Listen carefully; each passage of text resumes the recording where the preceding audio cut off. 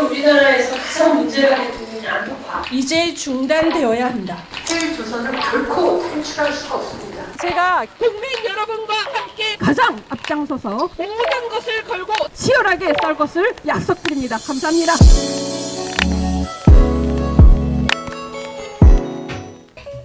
안녕하세요. 대한민국 시사 각 분야에 대해서 쉽게 소개해드리는 시간 시사 온라인의 이하나입니다. 정현호입니다. 반갑습니다. 반갑습니다. 자, 사실은 정현호님 지금 여기 앉아 있으면 안 되는 시간 아닌가요? 예, 사실 오늘 저희 자유한국당이 새로운 지도부를 선출하는 날이었습니다. 네. 전당대회를 치르고 있는데요. 제가 여기 도착하고 나니까 결과가 나왔다고 하네요. 선생님 결과를 보신 표정이 전 뭐 반갑고요. 네. 새 지도부의 안 선출은 같고요. 아마 새로운 분위기와 새로운 생명이 나온 듯한 그런 기분입니다. 네, 뭐 하나 꼬투리 잡아서 물고 늘어져 볼까 했는데 잘 빠져나가시네요. 자, 수요일 격주로 진행될 예정입니다. 사회 전반적인 이슈에 대해서 소개를 해드리고요. 이슈에 대한 전문인의 신빙성 있는 분석, 정보 전달, 그리고 보다 젊은 시각으로 바라보는 시간. 아프리카TV 시사 토론 방송 시사 온라인 오늘 그 첫 시간입니다. 자, 유저 여러분들의 많은 관심을 부탁드리면서 첫날 첫 게스트를 소개해드릴까요? 예. 자, 제가 소개하면 될까요? 예, 우리 민주평화당의 수석 대변인 맡고 계시는 박주현 의원이 오셨습니다. 여러분 소개하겠습니다. 어서 오세요. 네, 안녕하세요. 안녕하세요. 네, 안녕하세요. 네, 박주현 민주평화당 수석 대변인입니다. 현재 제20대 비례대표 국회의원이자 국회 후반기 농림축산식품해양수산회 의원으로 활동하고 계십니다. 민주평화당 수석 대변인이고요. 2019년 2월 10일부터 17일까지 대미의회 외교 그리고 방미 대표단으로 다녀오셨습니다. 오늘 정말 바쁘셨을 분 중에 하나일 것 같아요. 어떠셨어요, 네. 오늘 하루? 저는 또 수석 대변인으로 활동하고 있기 때문에 매일매일 이제 그 기사를 다 보고 이제 반응을 해야 되거든요. 그렇죠. 네. 예. 사실은 자유한국당 그 전당대회 결과에 대해서 제가 논평을 제대로 못 쓰고 그냥 구두 논평하고 지금 여기 앉아 있는 겁니다. 그래도 이 자리에서 한번 자유한국당 전당대회 결과에 대해서 어떤 논평을 저는 또 지금 이제 구두하셨습니까? 구두 논평 어떻게 했냐면 네. 일단 축하드리고 네. 네. 그 지난 연말에 5당 합의를 했었어요. 자, 그렇죠. 선거제 개혁을 하자.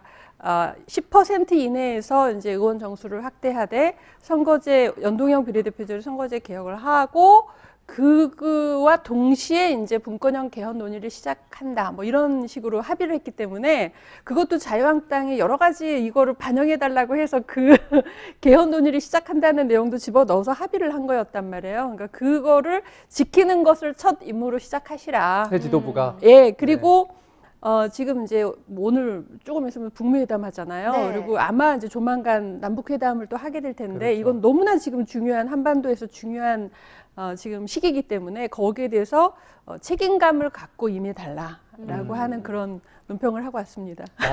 좋은 말씀 주셨네요. 네, 한마디로 정신 똑바로 차려서 잘해라 뭐 이런 거 아니겠습니까? 뭐 정신 차려라 이렇게 들리지는 않고 축하하고 네. 그죠? 네. 같이 할 호흡 이야기를 맞춰서 할 이야기 하자. 이야기를 딱 그것도 했습니다. 좋게 해주셨네요. 예, 뭐 점잖게 했습니다. 예. 자, 의원님, 아프리카 TV 전에도 접한 적이 있으신가요? 그럼요. 제가 촛불 시위 나가서 네. 항상 이렇게 아프리카 TV 있으면은 이제 반가웠죠. 아. 네. 그래서 제가 어제 이제 우리 딸한테 오늘 내일 아프리카 TV 나간다 그러니까 뭐 이제 이런저런 얘기를 하더라고요. 그래서 제가 촛불 때 엄청난 역할을 한 TV라고 제가 소개를 했습니다. 그렇단 얘기는 회원가입을 하거나 예. 별풍선을 쏴보신 적은 회원 가입은 아마 돼 있을 거예요. 가입을 하셨고 예.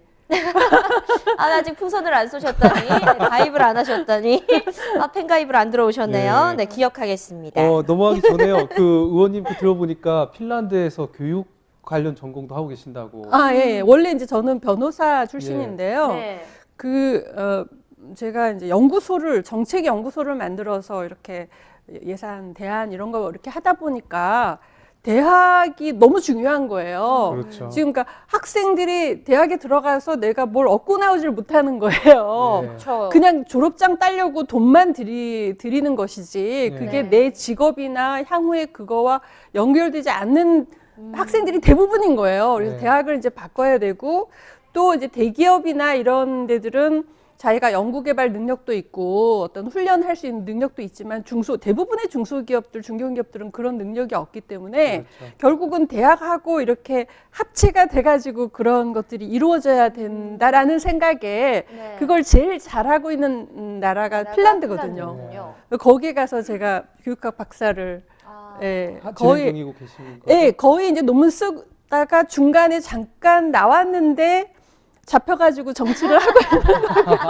지금도 이제 그 교수님하고는 계속 접촉을 하고 네. 네. 아마 이제 조만간 박사 받을 것 같은데 모르겠어요. 아, 그 되게 네. 우리나라도 박사 논문 통과하기 진짜 힘들잖아요. 이게 박사가 된다는 게 쉬운 게 아닙니다만 저는 좀 의미 있는 행보가 아닐까라는 생각을 하게 되네요. 그래서 제가 유학을 뜬금없이 가려다 보니까 영어 공부를 해야 되는 거예요. 그쵸. 토플 100점을 맞아야 돼가지고 네. 지금 변호사들이 사실 이제 일반적으로는 영어를 잘 못해요. 많이 쓸 일이 없어서 네. 제가 해커스 등록해가지고 네. 한 1년 반 다니면서 네. 진짜 20대들하고 그 프리스피킹 한다.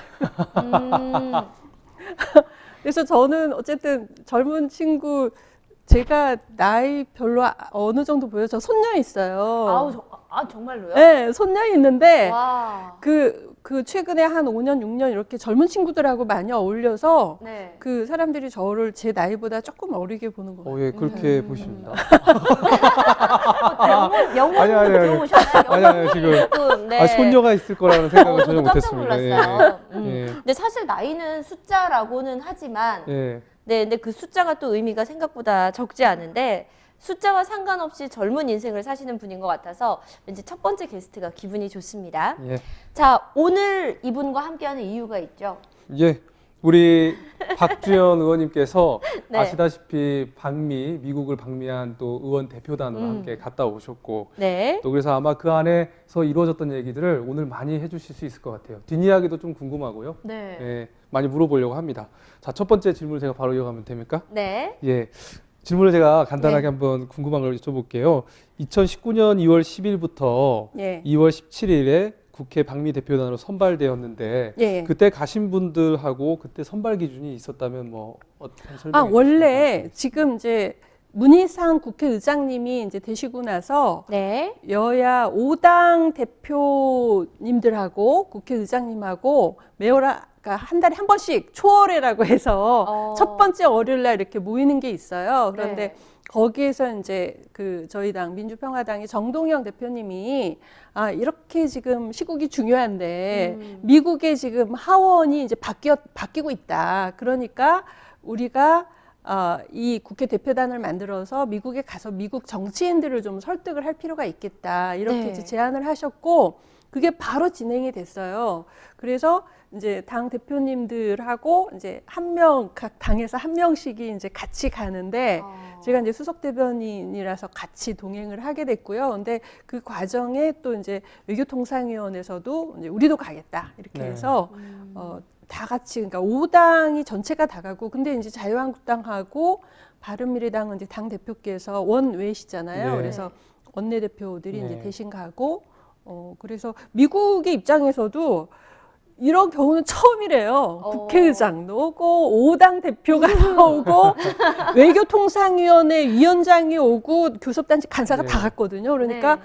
정말 메머드, 그러니까 사람 수보다도 그 비중에 있어서 아주 그 미국 그 의회 쪽에서도 신경을 많이 쓰시고 일단 저희가 만나보고 싶은 사람은 다 만나보고 온 것 같습니다. 한반도 네. 정세에 대해서 무게감 있게 받아들였겠네요. 그렇죠. 야, 네. 장난 아니구나라는 네. 생각이 들었어요. 지금 공항 패션도 나오고 있거든요. 네. 네. 의원님 저기 의원님 저기 오른쪽에 초록색 오른쪽. 옷을 입고 계신데 네. 자 그렇다면 이렇게 우르르 가서 대체 네. 뭘 했는지가 참 궁금하거든요. 네. 자 대미의회 외교시 어떤 분들을 만났는지 또 어떤 이야기들이 오고 갔는지에 대해서도 좀 궁금합니다. 사실은 제일 중요한 분이 낸시 펠로시라고요. 네. 그 이번에 그 미국에 이제 그 의회 선거가 있었고 하원 선거가 있었고 네. 거기에서 이제 민주당이 하원에 이제 네. 다수가 되면서 낸시 펠로시라는 분이 하원 의장이 되신 거예요. 그렇죠. 근데 연세가 네. 우리나라 나이로 80. 어이구. 80인데 근데 저는 만나서 이렇게 그 보고 깜짝 놀랐어요. 너무 그러니까 그 보통은 이제 우리가 서양 여자들은 조금 더 나이보다 더 빨리 들어 늙을 보인다 것이다. 이렇게 네. 하잖아요. 그리고 동양 여자는 더 젊어 보인다 이렇게 하는데 그분은 아마 지금 지역구가 캘리포니아예요. 네. 그래서 거기 캘리포니아주에 한인들이 우리 교포들이 굉장히 많이 계시잖아요. 그래서 우리 교포들한테 어떤 그 동안 피부 관리법을 배우신 건지 그렇게까지? 네. 근데 정말 그 젊으시고 네. 젊으시고 아주 그 당에 대한 장악력도 있으시고 네. 굉장히 매력적이신 분이셨어요. 네. 근데 그분이 왜 중요했냐면 일단 미국에서 원래 이제 공화당이 좀 막 전쟁을 일으키고 네. 민주당은 좀 더 외교적으로 평화적으로 네. 푸는 방식이었잖아요. 네. 그런데 이제 공화당의 트럼프 대통령이 좀 평화 정책을 펴는 거잖아요. 외교 평화 정책을 펴게 되니까 민주당 입장에서는 트럼프에 대해서 전혀 신뢰를 하지 않아요. 네, 그래서 그렇죠. 말을 믿을 수 없다. 그리고 그 트윗 정치를 한다. 이렇게 하면서 굉장히 이제 그 불신을 하고 있기 때문에 트럼프가 하는 거에 대해서 뭔가 인정하고 그거를 따라갈 수가 없는 거예요. 그러니까 계속 이제 트집을 잡는 거예요. 그래서 저 북미회담 하는데 성공할 리가 없다. 그렇죠. 그런 입장이시던데요. 예, 성공할 리가 없고 저거는 북한에 완전히 끌려가는 것이고 네. 네. 아무런 그 이제 성과가 나지 않을 것이다. 이렇게 하니까 우리가 가서 이제 그 민주당의 하원 의장에게 우리 이 북미 회담에 대해서 한반도에 사는 우리가 어떻게 여기에 대해서 기대를 하고 얼마나 우리에게 그 생존에 중요한 일인가 하는 거를 설득을 해야겠다라고 생각하고 이제 간 거죠. 근데 아니나 다를까 이제 처음에 원래는 이제 30분밖에 시간이 네. 없었어요. 그 하원 의장이 처음으로 맞는 그 외국 그 손님들이래요. 예, 의장이 되고 처음으로 맞는 그 이제 손님이고 시간은 딱 30분. 그런데 얘기를 하다 보니까 서로 얘기가 어떻게 보면 잘 돼가지고 1시간 10분, 20분 이렇게까지 이제 시간이 길어졌어요. 근데 처음에 딱 내놓는 얘기가 내가 20년 전에 북한을 갔었다. 갔다 왔는데. 네, 평양에 갔는데 예. 너무 뭐 기아에 허덕이고 네. 북한의 정부를 믿을 수가 없다. 네. 미국의 민주당이 그런 평화 정책을 했지만은 북한은 핵 개발하지 않았느냐 이렇게 네. 하면서 굉장히 이제 불신의 얘기를 하면서 거기에 이제 덧붙여서 당신은 트럼프가 하는 거를 신뢰할 수 있냐 이렇게 이제 약간 네 얘기를 편이니 네. 내 편이니 느낌인데요. 트럼프 얘기만 나오면 계속 네. 격정을 내셨다고 그러던데요. 예, 그러니까 네. 트럼프 대 펠로시의 어떤 그 구도가 네. 있는 거예요. 그래서 네. 이 그 펠로시라는 분이 또 되게 이제 특이한 분인데 우리 낸시 펠로시 혹시 사진 준비된 거 다음 장면 있지 않습니까? 여기 있네요. 예. 정말 동안이시네요. 정말 동안이죠. 네. 제가 좀 얼굴이 좀 부었어요. 부어 보여. 왜냐면 네. 이게 미국에 가자마자 막 완전히 그 강행군을 하는데 네. 원래 이제 서쪽에서 동쪽으로 갈 때 시차가 굉장히 심합니다. 네. 네. 예, 타임렉이 굉장히 심해서 뭐 이때 제 굉장히 원래 실물보다 지금 많이 뚱뚱해 보이죠? 자, 우리 아닙니다. 아닙니다. 정혜원 위원님 지금 해야 될 말이 뭔지 아시죠? 뭐 실물이 더 좋으신데요. 그렇죠. 예, 네. 예. 이 말이 제때 가까이서 들어와야 보면 또 오늘 미인이시고. 원활하게 진행할 수 있어요. 그렇죠? 네. 자, 지금 채팅창에서 루나님, 그럼요. 이런 얘기들을 통역 없이 하셨나요? 라고 질문을 하시는데요. 저는 사실 이제 해커스 열심히 다니셨잖아요. 아니 저는 영어로 대화가 돼요. 왜냐면 그렇죠. 네. 뭐 지금 외국에서 공부를 하고 있으니까. 그런데 공식적인 그런 회담은 영어로 하면 안 돼요. 안 되죠. 왜냐면 그 정확하게 네. 자기 나라 언어로 하고 공식 통역을 해줘야 합니다. 음. 예. 그래서 그냥 사적으로 뭐 이렇게 바깥에서는 영어로 대화를 할 수가 있는데요. 네, 네. 회담에 딱 앉아 있는 상태에서는 영어를 하면 안 됩니다. 네. 제가 좀 질문을 이어가 보겠습니다. 네. 그 낸시 펠로 하원 의장을 만났을 때 예. 주로 그 다뤄졌던 내용이라고 할까요? 꼽으면 예. 어떤 내용들이 좀 있었습니까? 그러니까 딱 그거였어요. 결국은 이제 두 가지 얘기를 한 거잖아요. 네. 자, 북한을 믿을 수 없다, 트럼프를 믿을 수 없다. 그리고 따라서 북미 회담은 실패할 것이다. 아. 이제 딱 그 얘기를 하신 거예요. 네. 그거에 대해서 이제 설득을 해야 되잖아요, 네. 우리가.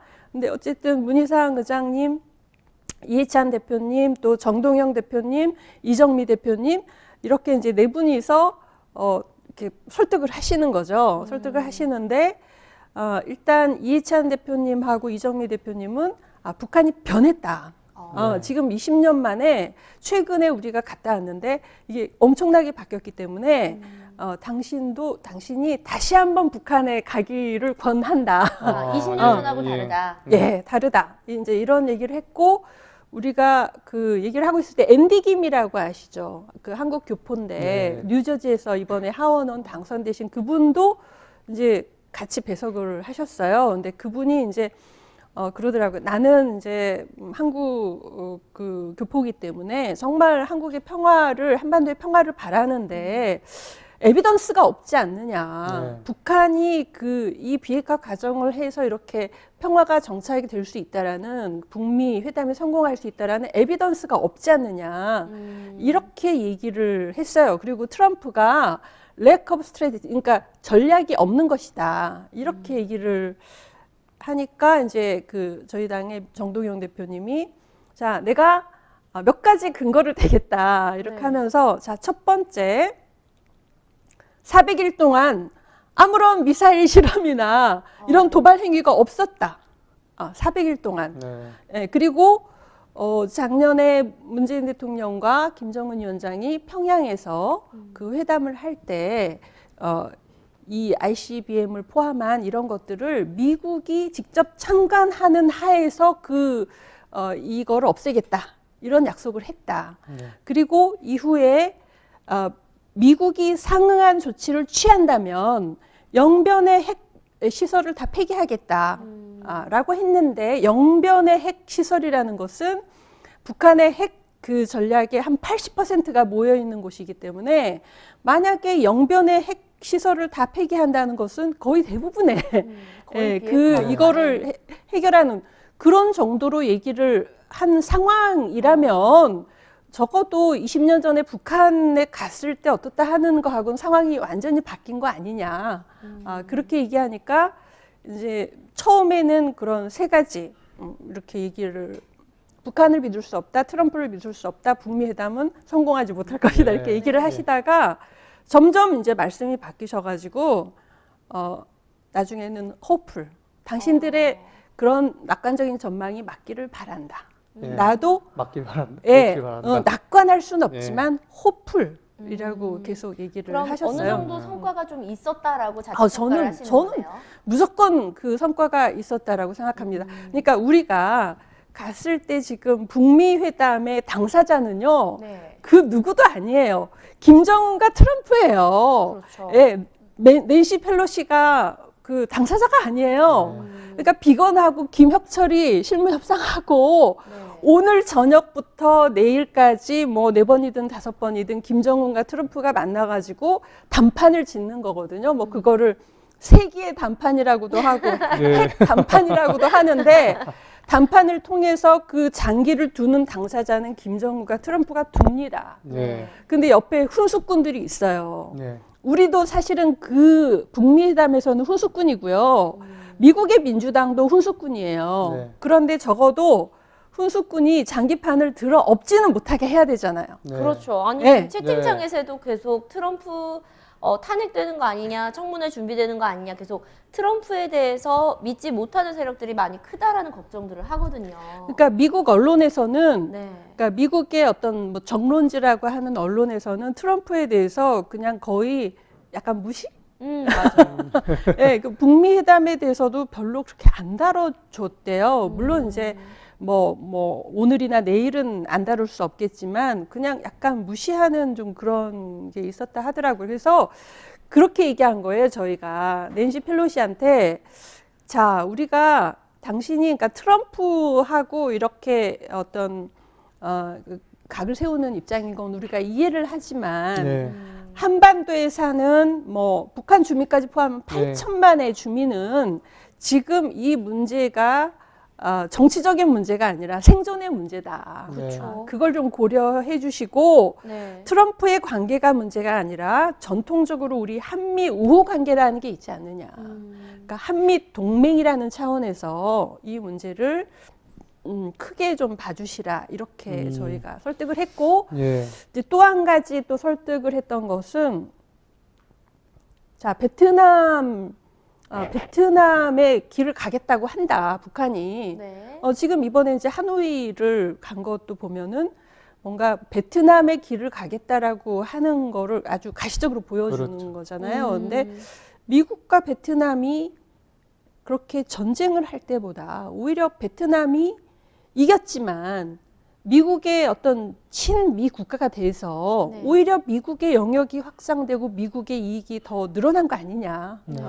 그러니까 미국의 이익에서도 어쨌든 북미 관계가 잘 진전이 되는 것이 필요하다라는 그런 좀 큰 입장에서 봐달라고 이렇게 설득을 했고요. 그건 굉장히 주요했어요. 왜냐하면 사실 우리나라에 살면서도 뭐 남북 문제, 북미 문제 이런 거를 막 열심히 들여다봐서 이렇게 하는 사람은 소수잖아요. 네. 네. 그리고 근데 미국의 정치인이 전 세계 정치를 다 다루는데 그 중에 아무리 지한파라고 하더라도 그렇게 이 남북 문제나 이런 거를 속속들이 잘 알지는 못하고요. 그렇겠죠. 예. 그리고 예를 들면 낸시 펠로시 같은 경우에 그래도 그나마 한국에 대한 관심이 있는 거예요. 왜냐? 캘리포니아에 한국 교포들이 살기 많으니까. 때문에 처음에 딱 그 얘기를 하시더라고요. 사실 나는 이제 이 북미회담에 대해서 전혀 낙관을 못 하겠고 트럼프도 못 믿고 김정은도 못 믿는데 다만 내 지역구에 있는 한국 교민들이 북미 회담 성공하게 좀 도와주라고 많이 얘기하더라. 네. 그 얘기를 하시는 거예요. 그래도 뭐 지역 주민들 뜻을 거슬 수는 없잖아요. 그렇죠. 예. 네. 그래서 야 우리나라 그 교포들이 정말 외교관이구나 이런 네. 생각이 들었어요. 예. 네. 그러면 아마 그 서로 피력하는 게 있었을 거 아닙니까, 의원님들끼리. 그 각 당마다 조금은 설득의 주안점이 좀 차이가 있었나요? 일단 자유한국당은 조금 다른 얘기를 많이 하셨죠. 네, 다른 얘기를 하셨는데 어떤 얘기를 했을까요? 잘 비교해서 한번 얘기해 주시면 좋겠습니다. 그런데 그나마 좀 다행인 것은 적어도 그 자리에서는 그러니까 낸시 펠로시를 설득하는 그 자리에서 네. 그래도 하여간 한 자락은 깔아주시더라고요. 우리도 북미 회담이 성공하기를 바랍니다. 다만 자유한국당은 바라고 있죠. 정말 평화가 오길 바라고 있죠. 많이 당황하시는 것 같은데 정말 오늘 이거 재밌네요. 네. 자유한국당과 민주평화당. 평화를 구현하는 방법에 정책 노선의 차이가 좀 있을 뿐. 네. 예, 예. 그래서 어쨌든 북미 회담이 성공하기를 바랍니다. 라고 하는 한 자락을 깔고 얘기하셨기 때문에 네. 같이 우리가 얘기하는 데는 그리고 이제 그 한반도의 평화를 위한다는 입장에서 거기서 큰 이견이 노출이 되지 않았고 그리고 이제 비중 자체가 국회의장님 예. 또 뭐 이해찬 대표님, 정동영 대표님, 이정미 대표님 뭐 이렇게 계신 상황이었기 때문에 네. 그 자유한국당의 목소리는 좀 적었습니다. 제 질문의 취지는 각 당마다 조금 이제 피력하는 내용이 조금씩 차이가 네. 있었나 그 분위기 안에서요? 그러니까 지금 이제 문희상 의장님, 네. 이해찬 대표님, 정동영 대표님, 이정미 대표님은 이제 이번 회담에서 성공을 해야 되기 때문에 그러니까 미국이 어쨌든 좀 상응 조치라는 거에 대해서 전향적으로 좀 얘기를 해주셔야 네. 북한도 어쨌든 뭐 유해 송환도 하고 뭐 ICBM 다 폐쇄하겠다, 영변 폐쇄하겠다 이런 식의 이제 의지를 보였기 때문에 네. 이 상응 조치에 해당하는 뭐 제재 완화나 뭐 다른 거에 대한 구체적인 얘기가 나와야 서로 실질적인 협상의 진전이 있지 않겠느냐 이런 취지로 이제 얘기를 한 것이고. 자유한국당의 입장에서는 그 북한 비핵화라는 게 완전히 클리어하게 될 때까지는 절대로 제재를 풀어서는 안 됩니다. 이런 입장을. 그러니까 상응 조치라는 것은 말하자면 그러니까 문희상 의장님, 뭐 이해찬 대표님, 정동영 대표님, 이정미 대표님은 이제 단계적 동시적 이행을 네. 하면서 이렇게 예. 안정적으로 예. 가자라는 입장이셨고 이제 나경원 대표 그러니까 자유한국당 입장은 한 번에 그러니까 비핵화가 완전히 끝날 때까지는 네. 계속 그냥 압박하는 식으로 가야 된다라는 입장으로 예. 얘기하셨습니다. 그래서 이제 다른 당은 그 입장에 많이 비슷했다 그 네. 말씀이시군요. 아 이게 제가 여기서 얘기를 그래도 좀 더 해야 네. 될 게 좀 있을 것 같아요. 그러니까 하십시오. 이런 것 같습니다. 그 자유한국당에서 보는 평화의 관점이 네. 결국에 이제 평화를 잘 구축해야 되지 않습니까? 전쟁 없는 평화가 참 중요하잖아요. 네. 그걸 만들어가는 지금 과정 중에 있기 때문에 네. 이 협상도 잘 해야 되고 우리나라가 손해 보지 않고 국익을 지키기를 이제 바라는 거죠. 근데 지금 이제 북미 대화를 하면서 이제 이 평화에 대한 정의가 네. 북한과 또 미국과 대한민국 정부가 조금은 다르다는 느낌이 좀 들어요. 그러니까 북한도 평화 정착을 위해서 긴장 완화를 하는 차원에서 비핵화를 다루는 것 같지 전적으로 비핵화를 하겠다라고 약속하고 있어 보이지는 않거든요. 그리고 아까 전에 의원님께서도 이제 미국이 참관하는 하에서 네. 북한이 이제 핵시설 폐기하겠다 했지만 참관하지 않은 상태에서 이제 본인들이 이제 핵 폐기 시설을 이제 이렇게 폭파하고 막 이랬단 말이죠. 그러니까 여러 이제 불신이 있긴 있는 겁니다. 근데 이제 평화를 만들어야 할 파트너로서 네. 신뢰를 하면서 만들어 가는데 지금 이제 협상 과정이다 근데 보니까 지금 카드를 이제 너무 쉽게 내주는 거 제가 아닌가 이제 이렇게 보는 거죠. 한일 의원 연맹에 가서도 이제 일본 의원님들하고도 이 관련된 얘기를 네. 많이 했는데 저는 그렇게 생각해요. 그러니까 김정은의 입장에서 지금 그러니까 비핵화를 할 동기가 있을까 없을까 그걸 봐야 되거든요. 예. 그렇죠. 있어요. 이게- 있다고요. 왜냐하면 김정은은 너무 젊어요. 그러니까 지금 현재 어떤 이런 뭐 불량 국가라는 그 프레임이 씌워지고 이렇게 굉장히 위험한 국가 그리고 그 뭔가 국제 정세가 안 좋을수록 내부적으로 더 강하게 이제 뭐 압박하고 이렇게 권위주의로 가야 되는데 그런 상태로 지금 나이가 30인데 예를 들면 뭐 30년, 40년을 그런 식으로 계속 유지할 수가 없습니다. 없어서 지금 현재의 어떤 불안정한 체제로 계속 갈 수가 없어요. 개방할 수밖에 없어요. 개방해서 새로운 체제로 가야만 자기가 뭐 어쨌든 20년이 됐든 30년이 됐든 그 체제를 그 매니지하면서 갈 수가 있고요. 그리고 사람의 경험이라는 건 굉장히 중요합니다. 그러니까 등소평이 유럽에서 어떤 그 공부하고 했던 그런 경험이 중국을 개방하는데 굉장히 중요한 그 어떤 계기가 됐다라고 저는 개인적으로 생각하는데 네. 김정은이 스위스에서 어쨌든 그 중요한 그 사춘기 시절을 네. 그 김여정과 함께 보냈어요. 그거는 엄청난 경험입니다. 그래서 그러니까 그 북한의 미래에 대해서 이렇게 개방된 지금 현재 중국이나 베트남의 어떤 그 모습으로 북한이 그렇게 가야 되겠다라고 결심했을 가능성이 저는 뭐 거의 저는 그렇게 됐을 거라고 생각을 하거든요. 그렇기 때문에 그 지금 그리고 다행히도 남북 간의 그런 관계도 굉장히 뒷받침을 해주잖아요. 다행히. 그렇기 때문에 이 기회를 놓쳐서는 안 된다고 생각해요. 그러니까 공화당의 트럼프가 이런 평화 정책을 했다라는 게 중요한 게요. 네. 이전에는 클린턴이 뭔가 평화 정책을 하다가 부시한테 넘어가니까 다 말짱황이 됐잖아요. 근데 트럼프가 지금 평화 정책을 하고 있어서 이게 나중에 민주당으로 혹시 넘어간다 하더라도 무슨 전쟁 정책으로 갈 가능성은 저는 거의 없다라고 봅니다. 여기서 제가 조금 건강한 비판을 좀 해볼게요.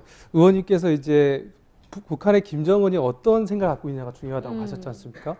그러면서 해주신 이제 얘기가 김정은은 지금 젊고 네. 북한이라는 정권을 유지해 가는데 경제적 변화를 볼 수밖에 없고 또 잘 만들려 한다. 근데 저는 그게 저희가 거기에 의존하기에는 좀 너무 좀 약하다. 그리고 김정은이라는 사람이 스위스에서 경험한 사실을 바탕으로 해서 네.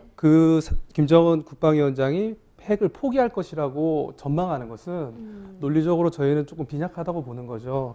그러니까 왜냐하면 김정은이라는 지도자가 과연 무엇을 진짜 원할까를 생각해 보면 본인의 북한 체제를 지켜가고 싶을 거라는 거죠. 그리고 본인의 정권도 유지하고 싶을 거고요. 그러니까 거기에서 두 분의 지금 차이가 그렇죠. 있는 것 같아요. 어떻게 보느냐의 차이도 있겠죠. 그랬을 때 북한은 우리 대한민국 정부 협상 파트너로 보면서 무엇인가 이제 본인 국가 체제에 필요한 것들을 요구하고 있는 상황이고 그렇다라고 보고 있는 거죠. 네. 그런 점에서 이제 그런데 시선이 좀 그 차이가 있는 것 미국이 그렇게 호락호락하게 김정은이 뭐 이렇게 하고 싶다고 해서 미국이 그렇게 가는 게 아니잖아요. 그러니까 미국이 아주 깐깐하게 하고 있는 것이고 앞으로도 계속 깐깐하게 할 겁니다. 그런데 그래서 단계적 동시적 이행이라는 게 필요하다는 거예요. 한꺼번에 뭐가 와르륵 되는 것이 가능하지도 않고 네. 그건 굉장히 불안정한 거예요. 그래서 당연하죠. 단계적 동시적으로 자 이만큼 하고 이만큼 해서 그러나 전체 로드맵은 짜야죠. 제가 바라는 거는 이번에 네. 그 하노이 회담에서 어떤 그 큰 그림이 좀 났으면 좋겠어요. 앞으로 이러이러이런 단계적 동시적으로 이런 로드맵에 따라서 간다라는 큰 그렇죠. 그림이 나왔으면 좋겠고 혹시 그게 좀 추상적인 수준에서 만들어진다 하더라도 적어도 그걸 상정해서 이번에 이 정도를 한다라는 정확한 주고받는 것이 좀 나왔으면 좋겠어요. 맞아요. 맞습니다. 네. 그러니까 말씀대로 네. 뭔가 이번 합의 때 이 큰 틀의 합의만 되어줘도 그 안에 단계적으로 이행하면서 만들어갈 수 있는 거 아닙니까? 그러니까 이번에는 북한에서 뭔가 이제 비핵화에 대한 자신들의 로드맵을 내줘야 될 필요성이 있다는 거죠. 그래줘야 대한민국도 또 네. 미국도 그에 상응하는 이제 조치를 취할 텐데 문제는 이제 여기 있다고 보는 겁니다. 북한에서 이제 그런 합의를 다 했는데 이행하지 않을 때, 는 어떻게 할 예, 것이냐. 않을 때, 어. 뭐 당근과 채찍을 우리가 어떻게 가져갈지도 우리 나름의 전략도 있어야 되지 않겠습니까? 자, 지금 채팅창의 반응들도 좀 비슷하게 나오고 있어요. 그래서 북한이 정말 핵을 포기할까요? 라는 이야기도 많이 나오고 있고, 그 다음에 핵을 포기하는 것과 안 하는 것과 우리 생활과 어떤 관련이 있나요? 라는 이야기도 나오는데, 사실 정말 정알못이라고 그러잖아요. 정치 알지 못하는 사람은, 시사 알지 못하는 사람은 그게 우리에게 어떤 의미가 있어요? 라는 정말 기본적인 질문도 할 거라는 생각이 들어요. 그러니까 우선은 네. 그거예요. 400일 동안 전쟁이 없었다라는 게 너무 중요한 거예요. 그러니까 이게 우리가 지금 뭐 전쟁 얘기가 안 나오니까 네. 뭐 핵이 있든 없든 이런 얘기를 하죠. 네. 사실 400일 전에 생각을 해보세요.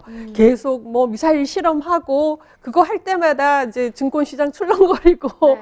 또 외국 투자자들은 뭔가 우리는 뭐 외국에서 전화 오는 거예요. 우리 그 서울은 아무런 동요가 없는데 외국에서는 지금 너희 나라 되게 위험한 거 아니야? 뭐 이렇게 이제 바라보는 거죠. 외부에서는. 그래서 일단은 전쟁이 없는 상태가 중요해요. 중요한데 그 이제 비핵화라는 거에 대해서 그러니까 핵이 있다 없다에 대해서는 우리가 선택할 수 있는 문제가 아닙니다. 솔직히 말해서. 그러니까 미국의 입장에서 북한의 핵이 있는 한 우리는 당신들하고 관계 정상화도 못하고 당신들에게 핵이 있는 한 뭐 어쨌든 계속 그렇게 압박을 해서 불량 국가로 하고 그러면 결국 효과는 한반도에 계속 불안정한 이 전쟁에 뭐 그런 기운이 있으면서 네. 우리는 항상 좀 불안한 상태에서 사야 되고 그러다가 또 정말 뭐 방구 끝에 뭐 한다고 그러다가 또 전쟁이 날 수도 있는 거기 때문에 어쨌든 우리가 평화를 관리하는 입장에서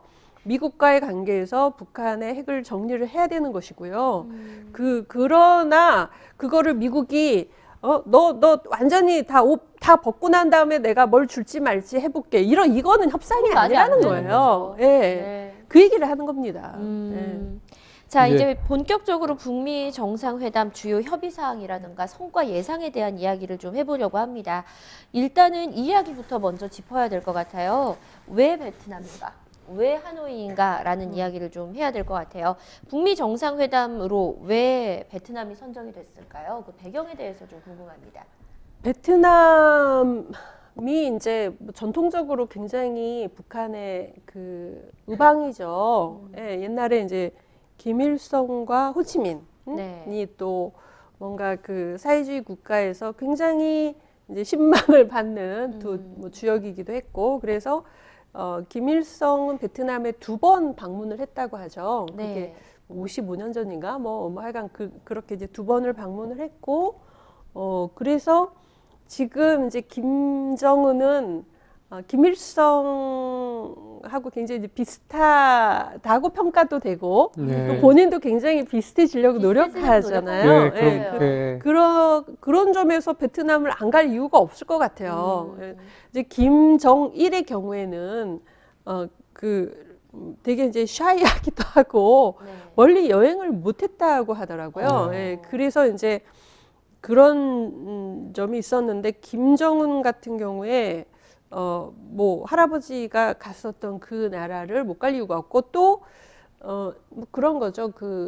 이제 이 북한의 경우에는 경호라는 게 중요한데 네. 하노이에 북한 대사관이 있습니다. 어. 대사관이 있기 때문에 굉장히 안성맞춤이죠. 그러니까 미국은 다낭을 원했다고 하는데 네. 그 다낭보다 이제 하노이 대사관이 있기 때문에 거기를 채택했고 그리고 이번에 이제 그러니까 김정은도 굉장히 그런 어떤 쇼잉 이런 거에 탁월하다고 생각한 게 거기에서 그 평양에서 기차를 타고 이제 중국을 쭉 거쳐가지고 내려오잖아요. 네. 그게 사실은 본인이 중국과 베트남의 길을 가고 싶다라고 얘기를 했는데 그 길을 딱 따라가지고 이렇게 가면서 또 그 시간 동안 계속 어떤 세계의 주목을 이렇게 집중을 시키는 그런 건 거죠. 그래서 뭐 여러 가지 생각을 했겠죠. 뭐 국내 원래 이제 그 외교라는 게 국내 정치하고 또 관련이 돼 있는 거기 때문에 네. 김정은 입장에서도 뭐 그런 점을 고려했을 것 같고요. 사실 이제 트럼프 입장에서는 이제 국내에서 미국 국내에서 굉장히 많이 몰리고 있잖아요. 그렇죠. 베네수엘라 문제도 굉장히 어려운 문제고요. 그리고 또 뭐 탄핵 얘기까지 나오고 있는 것이고 네. 미국의 주류 언론들이나 어떤 주류 정치에서는 트럼프를 별로 이제 인정을 안 하려고 하기 때문에 뭔가 이제 여기서 좀 성과를 내고 싶어 합니다. 그러니까 트럼프도 뭔가 이렇게 보여주고 싶고 네. 내가 이렇게 뭘 잘하고 있습니다. 했어라고. 예, 그런 걸 이제 보여주고 싶어서 아마 이제 종전 선언이나 이런 거를 트럼프가 더 원했을 거라고 생각해요. 북한의 입장에서는 제재 완화를 실질적인 상응 조치를 해달라고 요구를 하고 네. 미국 입장에서는 뭔가 트럼프의 입지나 이런 것 때문에 딱 보여줄 수 뭔가를 있는. 보여주는 뭐 종전 선언 이런 식으로 네. 이 적대 관계를 내가 뭐 끝냈습니다 이런 식의 그렇게 접근을 했기 때문에 오히려 이번에 회담의 성공 가능성이 높아진 겁니다. 뭔가 서로 주고받을 게 있으니까. 그렇죠. 그렇죠. 그렇죠.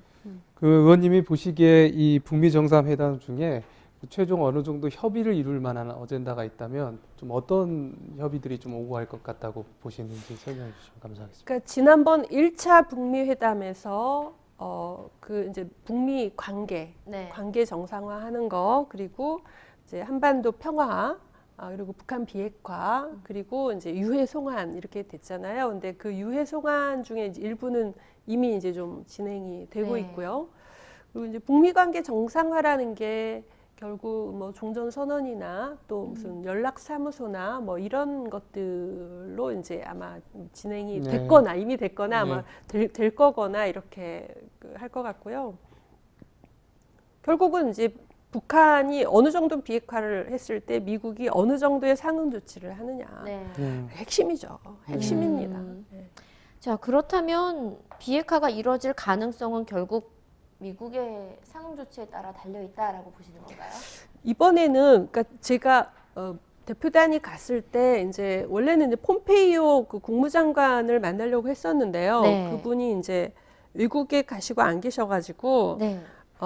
셜리번인가? 설리번? 예, 예. 그 이제 대행 분하고 만났는데 그분은 이제 사실은 뭐 남북 문제에 대해서 그렇게 잘 아시는 것 같지 않고 비건 대표가 이제 같이 배석을 했어요. 네. 비건 이번에 이제 대북 특별 대표죠. 네네. 그분이 원래 이제 그 사업을 하시던 분이어서 그 협상을 굉장히 실질적으로 할 수 있을 것이라는 좀 기대를 받고 있었어요. 그런데 얘기를 해보니까 이분이 정말 정말 자신만만한 거예요. 뭔가 할 수 있을 예. 것 같다. 굉장히 자신만만해서 그러니까 계속 이제 저분이 원래 저런 캐릭터인가, 원래 네. 저렇게 자신만만한 캐릭터인가, 네. 아니면 이분이 이제 그 비건 대북 특별 대표가 되면서 일야크 국무부에서 차관복급 이상의 대우를 받게 네. 됐다는 거예요. 네. 그래서 7층인가에는 되게 이제 그 고위급만 방이 있는데 네. 이 비건 대표가 그 7층의 방이 하셨다고. 그래서 그러니까 외교 쪽에서는 그런 게 되게 이제 자기들 중요해요. 자기가 네. 스테이터스라는 게 그렇죠. 굉장히 중요한데 그런 대접을 받아서 또 굉장히 좀 자신감이 차신 건가? 아니면 북한과 협상이 잘 되고 있어서 저렇게 자신만만한가? 예, 그 세 가지 중에 뭐지 하면서 아직 결정은 느낌이 안 오시고요. 세 가지 중에. 아니 끝나고 나와가지고요. 이해찬 대표님, 정동영 대표님 저랑 이렇게 얘기하면서 세 가지 중에 뭘까 이렇게 얘기를 한 거예요. 네. 근데 세 번째 같다. 아하. 예, 그러니까 북한하고 협상이 잘 되고 있는 것 같다. 처분에 이렇게 하는 표현이나 이런 것들에서 그러니까 그냥 감이죠. 그냥 감인데 협상이 잘 되고 있는 것 같다. 저희는 약간 희망 섞인 그런 전망을 했었죠. 그러면 그에 대해서 민주평화당에 갖고 있는 내부 입장은 좀 어떤지 자세하게 한번 설명해 줄 수 있습니까? 민주평화당은 사실 저는 네. 그 남북 문제, 북미 문제에 원래 별로 관심이 좀 덜한 사람입니다. 저는 그러니까 경제 정책, 양극화 해소, 네. 지역 격차 해소, 청년 문제 해결 이거로 정말 제가 30년간 고민을 해온 사람이고요. 저 다시 한번 불러주세요. 제가 청년 문제에 대해서 정말 고민 많이 했고요. 와. 네, 제가 원래 이제 제가 88년에 이제 변호사가 됐는데 네. 그때만 해도 그 대한민국의 여성 법조인이 몇 명 안 됐어요. 그렇죠. 그런 시절에 이제 여성 법조인이 돼서 방송 활동도 많이 했기 때문에 정치권의 권유를 진짜 엄청 많이 받았습니다. 그런데 정치가 이제 싸움만 하는 네. 곳이라고 생각해서 난 거기 안 갈래 이렇게 네. 했던 것인데 그러다가 이제 참여정부 때 어떻게 청와대 수석을 하게 네. 돼서 뭐 저는 그게 공무원이라고 생각했지 그게 이제 정치라고 생각을 안 했는데 다른 사람들은 그게 다 정치한 거래요. 네. 청와대 수석이면 정치라고 그러더라고요. 근데 수석 끝나고 나서도 저는 정치는 안 하겠다고 이렇게 하고 버티다가 이제 2015년 11월에 제가 이제 결심을 하고 정치에 이제 들어오게 됐는데 이거는 양극화 해소해야 되고 지역 격차 해소해야 된다. 네. 도저히 안 되겠다. 이렇게 하고 들어왔는데 네. 제가 정책위원장을 하면서 첫 번째 브랜드 정책으로 낸 게 네. 전역 사병에게 1,000만 원 퇴직금 주는 게 저희 첫 번째 브랜드 정책이었습니다. 네. 그러니까 근데 그게 사실 지금 거의 상당히 됐어요. 네. 그 제가 처음에 1,000만 원 전역 사병 전역할 때 1,000만 원 퇴직금 줘라. 그러니까 다들 포퓰리즘이라고 다 난리를 치는 거예요. 네. 그런데 그게 지금요 월 이제 13만 원에서 40만 원으로 올랐습니다. 네네. 내년부터 월 60만 원입니다. 네. 그런데 이제 그 사병들에게는 5%의 그 이유를 보장해 주거든요. 그래서 물론 이제 지금 뭐 생필품 같은 거를 네. 사가지고 써야 되는 상황이긴 하지만 네. 어쨌든 그 돈을 꼬박꼬박 60만 원씩 모으면은 나올 때 1,000만 원이 됩니다. 그런데 뭐 제 주장은 네. 월급 따로 주고 1,000만 원을 나올 때 목돈으로 줘야 된다. 네. 목돈으로 줘서 거기에 나와서 다시 또 복학하려고 알바하고 이렇게 하지 않게 네. 바로 이제 뭔가 뭐 작은 창업을 하든 아니면 바로 복학을 하든 이런 게 가능하도록 그걸 주자는 거였는데 그래서 꿈을 꾸니까 그렇게 2015년 11월에 제가 낸 정책입니다. 네. 3년 4개월 만에 어쨌든 그러나 이제 내년이 60만 원 되니까 한 5년 안에 네. 그게 상당히 거의 이루어지는 거예요. 네. 그래서 저는 남북 문제가 제 전공이 전혀 아니에요. 예. 전혀 아닌데 왜 이렇게 됐겠어요? 민주평화당에 오니까 정동영 대표님 또 뭐 박지원 대표님 뭐 최경환 막 이 무슨 남북 문제 당명도 평화당 아닙니까? 예 그러니까요. 평화 문제에 대해서 다 무슨 완전히 옛날 무슨 통일부 장관 하셨고 예. 다 네. 기본적으로 우리나라에 아마 김정일과 김정은 두 사람을 가장 많이 본. 네. 아니요, 두 사람을 동시에 만난 분이 아. 제가 볼 때는 2명일 것 같은데요. 정동영, 박지원 두 분일 것 예, 같은데요. 그렇죠. 예. 아무래도 예. 그분이 계시니까. 예. 예. 그래서 그러니까 뭐 어떻게 보면 어쩔 수 없이 예. 네. 평화 문제 이렇게 의원님의 이 노력을 20대 청년들이 알면 민주당 지지 안 하고 민주평화당 지지하겠네요. 오, 괜찮은. 20대 지지율이 지금 빠지고 있잖아요. 그 표가 어디로 갈지 저도 궁금했는데. 자, 지금 예. 개인적인 이야기가 나왔으니까요. 소통 하나만 하고 갈게요. 저희가 오늘 모신다고 하니까 이런 질문이 들어왔어요. 의원님 이런 시기에 이런 말 여쭙기 곤란할 수도 있는데요. 의원님 군산 출신이어서 그런지 지역구 의원보다 군산을 더 많이 챙기고 지역 현안을 많이 파악하는 모습이 보였거든요. 혹시 내년에 군산에서 총선 출마할 계획이 있으신지요? 날카로운 라고. 질문이죠. 네, 이게 약간 어떻게 보면 살짝 돌려까는 부분이기도 해요. 지역구 의원보다 더 챙기더라. 뭐 이런 느낌으로. 여기서 알려주는 네. 거예요. 어떠세요? 그러니까 저는 애초에 그러니까 2015년 정치를 시작할 때요. 네. 양극화와 지역 격차를 해소하겠다라는 목표로 딱 왔기 때문에 네. 가장 낙후돼 있는 호남, 그 중에서도 낙후돼 있는 전북에 대해서 이제 각별한 관심을 가지고 이제 전북 발전 이런 거에 대해서 관심을 가지고 활동을 해왔어요. 제가 전반기에 기재위를 했거든요. 네. 기재위 할 때 보니까 아니 가뜩이나 낙후돼 있는데 뭐 조선소 문 닫죠. 또 GM 문 닫죠. 이게 연이어 터지니까 사실은 전북에 대기업이라고 하는 게 딱 3개 있거든요. 네. 네. 그런데 그 중에 2개가 1년 안에 문을 닫아버린 거예요. 네. 그리고 군산에는 대기업이 딱 2개 있는데 그 2개가 다 없어진 거예요.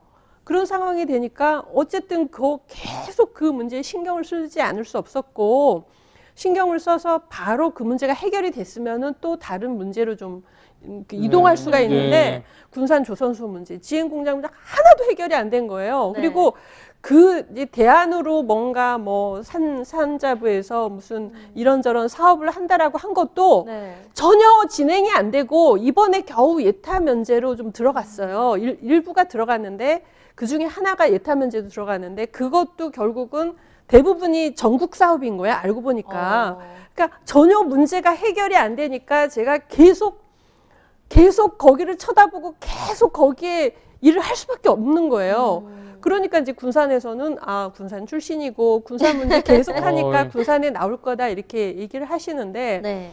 저는 일단 그 민주평화당이 큰 비전, 큰 가치를 가지고 출발한 지 이제 1년밖에 안 됐어요. 네. 그렇기 때문에 어떻게 보면 이제 당이 필요하다라고 하는 그걸 해야 됩니다. 아, 네, 당에서 당신은 군산에 나가시오. 네. 군산에서 붙으시오. 이렇게 하면 붙어야 되고요. 네. 당신은 또 전북 발전을 위해서 이렇게 열심히 하니까 뭐 전북의 대표 도시인 전주에 나가시오. 이렇게 하면 또 거기에 나가야 되고요.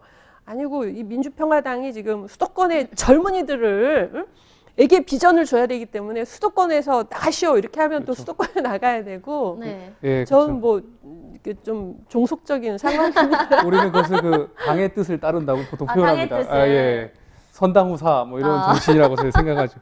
예, 지역구 의원님이 섭섭하시겠어요. 예. 네, 뭐 뒷일은 뭐 아프리카 TV에서 예. 알아서 하시겠죠. 네. 지역구 의원보다 군산을 더 챙긴다고 합니다. 예. 자, 오늘 이 시간은요, 시사 온라인이에요. 첫 시간입니다. 격주로 수요일에 진행이 되고요. 오늘처럼 좀 더 편안하게 그리고 보다 여러분 가까이에서 여러분 목소리에 귀 기울이면서 시사 현안에 대해서 이야기를 나누는 시간입니다. 오늘은 북미 정상회담에 대한 이야기를 좀 나누고 있는데요. 자, 북미 정상회담 관전 포인트를 좀 여쭤볼게요.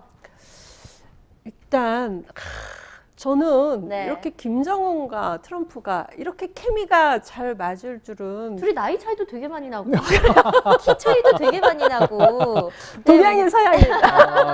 참. 그런데 참 정말 사람 일이라는 게 알 수 없는 거예요. 그렇죠. 이렇게 케미가 네. 잘 맞을 거라고는 또 생각을 못했던 건데 네. 정말 어떻게 보면 하나님이 대한민국을 한반도로 버리지 않으셨구나 막 이렇게 생각할 수도 있고요. 예. 네. 아마 이제 오늘과 내일 한 아, 제가 좀 전에 프로그램 이름을 잘못 말했나요? 아, 시사 온 라이브라고. 예. 네. 그러니까요. 네. 입에 붙겠죠. 자, 그래서 오늘 김정은과 트럼프의 케미가 케미. 잘 맞는다는 이야기까지 진행이. 근데 사실은 저는 문재인 대통령하고 김정은 국방위원장도 케미가 안 맞을 거라고 생각했는데 잘 맞죠? 네. 투샷 딱 왜냐면 비쳤는데 너무 잘 네. 어울리는 고향, 거예요. 그러니까 원래 고향이 같은 거 아닌가요? 그렇게. 그 김정은이 아니 그 문재인 김정은이 대통령의 아버지. 그렇죠. 네. 예, 원산 맞아, 맞아. 그쪽이죠. 네. 예, 그래서 뭐 저는 약간 고향 선후배 느낌. 아. 예. 근데 이번 회담에 대해서 이제 조금 마음이 이렇게 불안하지가 않아요. 북미 회담에 대해서. 왜냐? 트럼프가 이미 3차 회담을 하겠다는 식으로 얘기를 했어요. 네. 벌써. 예. 네. 3차 회담을 하겠다는 식으로 했어요. 저희가 대표단이 미국에 가서 비건을 만났을 때도 네. 계속 그 얘기를 하는 거예요. 시간이 너무 짧았다. 우리가 3개월을 좀 허송세월을 했다. 그래서 시간이 너무 짧아서 지금 앞으로 뭐 2주, 3주 안에 어느 정도 합의를 할 수 있을지 모르겠다. 네. 그건 뭐냐? 그 후에 계속 간다는 얘기거든요. 예. 그러니까 이게 얘기를 다 했는데 도저히 우리는 안 돼서 뭐 더 이상 안 되겠어가 아니라 네. 얘기를 계속 진행하고 있는데 북미 회담 날짜까지 어느 정도 맞출 수 있을지 모르겠다. 이렇게 얘기를 한 거예요. 그리고 트럼프도 당연히 그 다음에 이어질 것이다. 3차 회담을 할 것이다. 이렇게 깔아놓은 상태이기 때문에 이번 회담에서 또 한 번이 아니에요. 그리고 만찬은 지금 최초라는 거거든요. 네. 북미 간에 만찬을 같이 한 거는 지금 사상 최초라는 거예요. 지금 이제 시작을 했나요? 8시 반부터인가? 네, 이렇게 해서 아까 시작했다는 이야기 들은 것 같아요. 예, 이제 두 사람이 만찬을 하고 네. 그다음에 내일 또 뭐 2번이든 3번이든 만나고 그리고 그 후에 또 만나고 이렇게 지금 진행이 되는 상황입니다. 그런데 그 이제 뭐 그 모든 게 동기가 중요하잖아요. 과연 북한이 비핵화를 할 동기가 있느냐? 예. 자, 미국이 북미 관계 개선을 할 동기가 있느냐라는 거에서 지금 우리가 보기에는 동기가 있다고 보는 거죠. 예. 그리고 적어도 옆에 훈수꾼이라고 할 수 있는 남한 정부 네. 또 하나의 훈수꾼인 미국 민주당이 적어도 판을 엎는 게 아니라 적어도 남한 정부는 굉장히 그걸 촉진하는 역할을 할 것이고 네. 그리고 남한의 야당인 민주평화당도 이렇게 발벗고 나서고 있고 그리고 미국의 민주당도 적어도 그 평화 외교 정책에서 벗어나지 않을 것이다. 네. 예, 그렇기 때문에 모든 조건이 우리에게 굉장히 적합한 조건이어서 이번에 반드시 이제 그 성과를 내야 된다고 생각합니다. 예. 그럼 의원님 말씀을 종합해 보면 아무래도 네. 관전 포인트는 북한의 비핵화 의지를 예. 어떤 방식으로 실현할 건지 그 결과물을 이제 보는 것이 하나의 또 관전 포인트겠네요. 예, 그러나 그거를 끌어내는 것은 미국이 북한이 원하는 걸 적절하게 줘야 됩니다. 맞아. 네. 예, 너무 많이 줘서도 안 되고 음. 그렇기 때문에 단계적 동시적이라는 거죠. 네. 그 적절한 정도의 그 상응 조치를 하면서 관계를 열어가면서 비핵화를 하면서 이렇게 가는 그거를 미국이 결단할 수 있느냐 하는 거죠. 왜냐하면 사실 모든 외교라는 게 국내 정치하고 관련돼 있기 때문에 미국에서도 어떻게 보면은 국내 정치에서 미국은 이렇게 힘이 있어, 힘이 있고 이런 불량 국가 하나 정도는 우리가 처리할 수 있어, 뭐 이런 식의 힘을 보이고 싶어하는 그런 뭐랄까요, 뭐 요인이 있어요. 요인이 있기 때문에 미국의 입장에서도 우리가 미국에 대해서도 적절하게 어떤 설득 내지는 뭐 이런 걸 우리 입장을 강하게 피력을 해야만 합니다. 예. 의원님이 아까 해주신 말씀이 이제 추가 회담 가능성도 있을 것이다. 것이다. 예, 예. 예. 네. 그렇게 얘기해 주셨네요. 네. 예.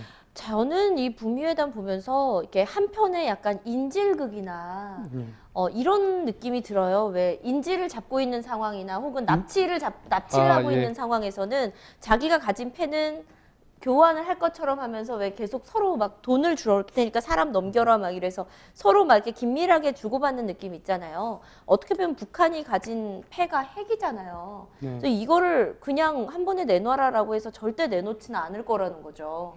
그래서 이렇게 긴밀하게 왔다 갔다 하는 모습을 보는 것도 또 하나의 관전 포인트지 않을까. 뭘 얼마나 내놓고 얼마나 가져올 수 있느냐라는 생각이 듭니다. 자, 채팅창도 활발하게 움직이고 있어요. 네, 여러분의 다양한 의견들 함께 읽으면서 방송 계속 진행하고 있습니다.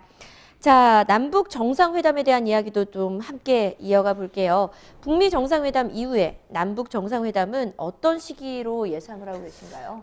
당연히 이제 바로 추진이 되겠죠. 네. 원래는 이제 작년에 답방을 추진을 했었잖아요. 네. 그런데 이제 북미 회담이 좀 늦어지면서 이제 남북 네. 정상회담도 늦어진 거기 때문에 사실은 이제 뭐 남북 간에 같이 의미가 있는 게 3.1운동 100주년이란 말이에요. 그렇죠. 네, 그래서 이제 3월 1일이라는 것도 굉장히 의미가 있는 날인데 바로 내일 모레이기 너무 때문에 급해요. 그런데 네. 또 하나의 그 날짜가 있습니다. 그러니까 임시정부 수립일. 네. 네.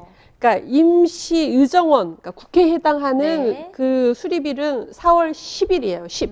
네. 10날이고 임시정부, 그러니까 행정부에 해당하는 그 수립일은 4월 11일입니다.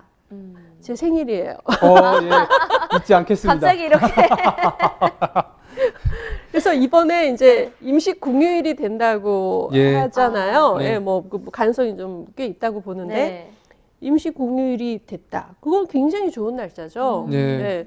3.1운동, 또 일본의 독립운동, 네. 임시정부. 이거는 남북한이 자랑스럽게 공유할 수 있는 일이에요. 저희 민주평화당에서 네. 지난주에 제가 미국 갔다 와가지고 여독이 풀리기도 전에 상하이 갔다 왔어요. 예, 거기 이제 그 독립 예. 투사들의 후손들을 모시고 예. 네. 거기 이제 윤봉길 의사의 그 손녀를 네. 모시고 예. 이제 다른 뭐 해서 홍구공원에도 가고 네. 거기 이제 그 임시 정부 그 청사도 가고 임시 의정원 분들이 이렇게 사진 찍었던 그 장소에 가서 우리도 그대로 코스프레를 한 거예요. 아. 예. 그 영안 백화점이라는 곳의 옥상이거든요. 네. 그 사진 찍은 장소가 거기라는 게 최근에 이제 발견이 된 거예요. 네. 그래서 우리가 거기 가서 이렇게 막 저기 하얀 두루마리 입고 이렇게 네. 사진 찍어. 아니 근데 찍으셨어요? 사실은 그런 것들이 예. 효행이지만 확실히 필요합니다. 예. 왜냐하면 기릴 수 있고 기억할 수 있고. 그렇죠. 네. 뉴스 근데- 보니까 4월에 올 수도 있다고. 4월에 예, 남북 정상회담 열릴 수 있다. 아까 그게 나오는 것 아, 같더라고요. 그러니까요. 예. 그래서 하는 4월 얘기. 11일인데 네. 생신날. 제가 한 가지만 얘기하고 싶은 네. 게요. 네. 거기 같이 가셨던 그 나항중이라는 분이 네. 그 이제 정말 89세신데 거기 이제 다 일정에 동행하시면서 그 네. 말씀을 하시더라고요. 임시정부라고 하는데 나는 임시정부가 아니라고 생각한다. 네. 왜냐하면 이게 정말 무슨 신생 독립국에서 네. 그러니까 제대로 된 정부가 만들어지기 전에 뭔가 이렇게 그냥 막 이렇게 만들어진 정부가 아니다. 우리는 신생 독립국이 아니다. 4,000년, 5,000년부터 번듯한 나라가 계속 있었고 네. 잠시 그런 침략을 받아가지고 네. 우리가 망명을 해서 정부를 세운 것이지 무슨 나라라는 게 없어가지고 새로 나라를 뭔가 만드는 과정에서 임시로 만든 게 아니다. 호칭을 바꿔야 된다. 저는 굉장히 중요한 관점이라고 그런 호칭을 어떤 식으로? 그러니까 임시는 초대 아니라는 정부 거죠. 이런 식으로 네, 그렇죠. 바꿔야 상해 되는 건 정부 아니냐? 이렇게 해야지 임시가 아니다. 우리는 계속 나라가 몇 천 년간 있어왔으니까. 있었고 잠깐 그렇게 침략을 받아서 그리고 그 임시 상해 정부도 그냥 후두둑 만든 게 아니에요. 뭐 연해주에도 만들어지고 미국에도 만들어지고 이제 각각 이렇게 그러니까 지금 우리나라에서 이제 할 수가 없기 때문에 다 이제 흩어졌잖아요. 네. 흩어져 가지고 뭐 4-5개가 만들어진 거, 7개인가가 이렇게 만들어졌는데 그거를 몇 개월간에 막 서로 연락하고 해가지고 몇 개월 안에 그 통합된 정부를 만든 겁니다. 네. 대단한 대단한 거예요. 거죠. 네. 그래서 그렇게 중요한 4월 11일 날 네. 이 그날 4월 해야 10일은 된다. 남한에도 북한에도 다 중요하단 말이에요. 아, 너무 정말 좋은데요? 딱 남북 정상회담 4월 10일에 진짜 되면 저희 요 방송 화면 이렇게 딱 캡처해서 예언 적중 요거 한번 박지원 의원 네, 좋지 생일날 않을까. 뭐 남북 정상회담. 자, 채팅창에서 우리 광우님, 그런데 그 임시는요, 장소의 임시라는 뜻으로 보는 건 어떨까요? 아, 그런가요? 네, 그것도 의미가 있는 해석이네요. 그러니까는 그런데 네. 이제 말하자면 이게 사람들에게 잘못 받아들여지는 거잖아요. 임시 완벽한 나라가 아니라 그렇죠. 임시로 한 거다. 그러니까 있다. 상해 정부로 아. 물론 이제 이게 상해 있다 나중에 이제 충칭 중경으로 가고 이렇게 되는데 네. 이제 이게 좀 내가 너 뭐 이름을 불러주어서 뭐 꽃이 되었다 이런 거 있잖아요. 이름 네. 중요하거든요. 맞아요. 이름 중요한 부분이긴 비하인드 합니다. 스토리가 될지 모르겠는데 네. 그 이제 임시정부나 건국 100주년 이거에 대해서 자유한국당도 요즘 좋다는 입장이에요. 아, 네. 그래요? 예, 그렇습니다. 예. 근데 이제 최근에 민주당에서도 네. 그 건국 100주년 그 시기 가지고 논란이 엄청 났었지 않습니까? 음. 근데 좀 재밌는 이야기는 북한에게 대한민국 정부가 이제 건국 100주년을 얘기했는데 네. 북한에서는 그걸 반기는 입장이 아니에요. 오. 왜냐하면 초대 정부로 가면 갈수록 거기에는 이승만 대통령이 있거든요. 네. 그럼 건국 대통령이 이승만 대통령이 이제 되는 거지 않습니까? 음. 그러니까 북한에서는 그걸 받아들이기 싫어했어요. 그래서 이제 민주당에서도 건국 100주년이라는 말을 쓰지 않고 네. 예, 그 100주년 임시 정부 임시 수립 정부 그러니까 상해 정부 상해 수립 수립 100주년 이렇게 뭐, 표현을 바꿨다는 점이에요. 그래서 자유한국당에서는 아 정말 100주년 하면 하자. 네. 우리도 좋다. 그렇게 되면 이제 자유한국당 당사에는 이제 이승만 대통령이 있거든요. 그런데 이제 민주당에서 이제 입장이 조금 요즘은 달라졌어요. 예. 근데 그 이승만 대통령이 그 상해 정부에서 그렇게 신망이 없었더라고요. 예, 그러니까 원래 그 상해 정부에서 네. 그야말로 좀 내각제적인 왜냐하면 이제 여러 정부들이 이제 같이 통합을 했기 때문에 그런 어떤 합의적인 그런 제도를 만들었는데 이승만 씨가 이제 미국에서 자기가 프레지던트라고 이렇게 명함을 받아가지고 다니면서 뭐 끝까지 그 대통령제를 고집을 해가지고 그 방식을 뭐 그래서 한 사람의 선택이 우리나라를 이렇게 힘들게 했다라는 그런 시각도 없지 않습니다. 반대의 시각을 한번 얘기해볼게요. 거기 임시정부가 상해에서 수립되면서요. 네. 임시정부가 이렇게 흩어져 있었는데 네. 하나로 합쳤거든요. 네. 합치면서 거기서 초대 대통령을 이승만으로 추대를 한 거예요. 아, 이것은 예. 사실 확인이 필요한 예, 사실을 한번 추대이냐. 확인해 보셔야 돼요. 아 명함을 파가지고 명함을 그게 판 것이냐. 아니, 하와이에 있는데 네. 자, 여기서- 상해에서 추대를 한 겁니다. 자, 이 임시정부 따로 하고요. 남북 정상회담, 남북 정상회담이 임시 정부 편을 한번 만들어야 네. 하는 거 아닌가. 네, 네. 사실은 이번에 그러니까 문재인 대통령이 이제 하노이에 가서 네. 뭔가 3자 회담의 형태가 음. 됐더라면 더 좋았겠다는 생각이 듭니다. 약간 왜냐하면 진전이 좀 더 빠르지 않았을까라는 생각이 들어요. 그러니까 이게 예. 지금 미국은 뭔가 종전선언이나 이런 걸로 보여주기를 원한다고 했잖아요. 네. 그런데 종전선언이라는 게 물론 뭐 정전협정이 미국과 북한 사이에 있기 때문에 그 한국이 뭐 거기에 참여하지 않아도 된다고 하지만 뭐 그렇게 생각하는 사람보다는 네. 자 뭔가 이렇게 한반도의 평화협정이나 종전선언은 남북과 뭐 미국 뭐 호주, 중국까지 해서 그렇게 이제 만들어져야 된다라고 사람들이 생각을 하는 것이고요. 네. 그래서 지금 이번에 뭐 어떤 종전선언과 관련된 얘기를 하더라도 그거는 종전선언에 대한 선언이 되는 거예요. 네. 예, 왜냐하면 그렇게 미국 간에 그런 식으로 합의를 했을 때 남한 우리 대한민국 정부가 그거에 반대할 리가 없잖아요. 그렇죠. 예, 그러니까 이제 또 한 번의 어떤 세레모니가 있을 수 있다. 판문점이나 이런 데서 남한과 북한과 또 미국 뭐 혹은 중국까지 해서 아 우리 이렇게 이제 한반도의 평화적인 걸 합니다라는 또 한 번의 세레머니가 있을 수 있겠다 이렇게 보는 것이고요. 그러니까 뭐 어떤 면에서는 그거를 트럼프가 원했는지 아니면 김정은이 원했는지 아니면 거기까지 진도가 안 나갔는지는 모르겠지만 어쨌든 이번에 그 문재인 대통령까지 결합한 그런 3자의 그 뭐 종전 선언 혹은 그런 모습은 이제 이번에는 없는 거죠. 네. 네. 그래서 그 말은 곧 뭐냐? 그런 모습이 조만간에 있을 것 같다. 아, 예. 내부 정보인가요? 아니요. 아, 예, 알겠습니다. 제 예측입니다. 예측이십니까? 나중에 또 예언 적중 네, 이렇게 아, 되고 예, 캡처 예, 이렇게 예. 딱. 예. 이제 아까 의원님께서 네. 이제 협상이라는 것은 결국 너무 많이 내어주면 또 안 되고 또 음. 이렇게 얘기하셨는데 네. 남북 정상회담에서 이제 문재인 대통령께서 이제 경협 추진을 적극적으로 하겠다는 이런 얘기도 했습니다. 의원님 보시기에 북미 정상회담이 있고 난 이후에 남북 관계의 어떤 영향이라고 할까요? 네. 관계는 어떻게 바뀔 거라고 보세요? 일단 남북 경협에 대해서 이제 그러니까 사실은 남북 경협이라는 게 원래는 북미 관계가 너무 안 좋을 때 그나마 한반도에서 평화를 지키기 위해서 남한과 북한 간의 어떤 그런 협력의 한 형태로 네. 협력의 행태로 이제 경협을 했던 것이고요.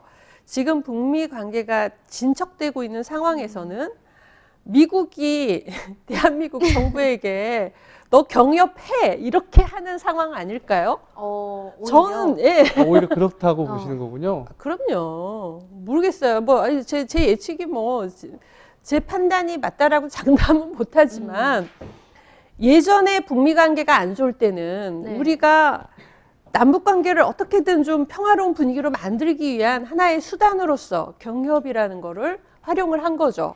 자, 개성공단이 있어요. 그럼 개성공단이 작동하고 있으면 어쨌든 그 주변에는 평화가 유지가 될 가능성이 굉장히 커지는 겁니다. 원래 개성공단을 만들 때 이제 정동영 대표가 럼스펠트를 설득하면서 그 얘기를 했다는 거예요.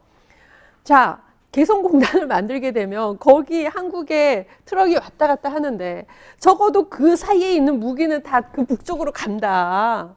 그러면은 어쨌든 그 평화 구역이 만들어지는 것이다. 뭐 이렇게 그러니까 우리 입장에서는 평화 구역이고 미국 입장에서는 뭔가 방어해야 될 이제 말하자면 이 전방이 뒤로 물러나는 그런 효과다. 그렇게 설득을 했다는 것이거든요.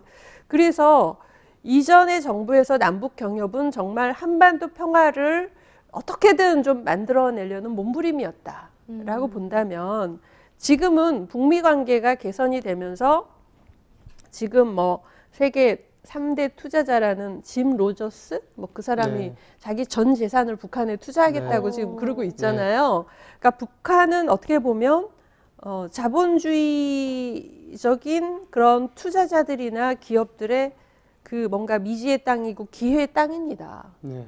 기회의 땅이에요. 그래서 그 사업 수완이 그 높은 트럼프가 그런 걸 좀 봤을 수 있다고 생각해요.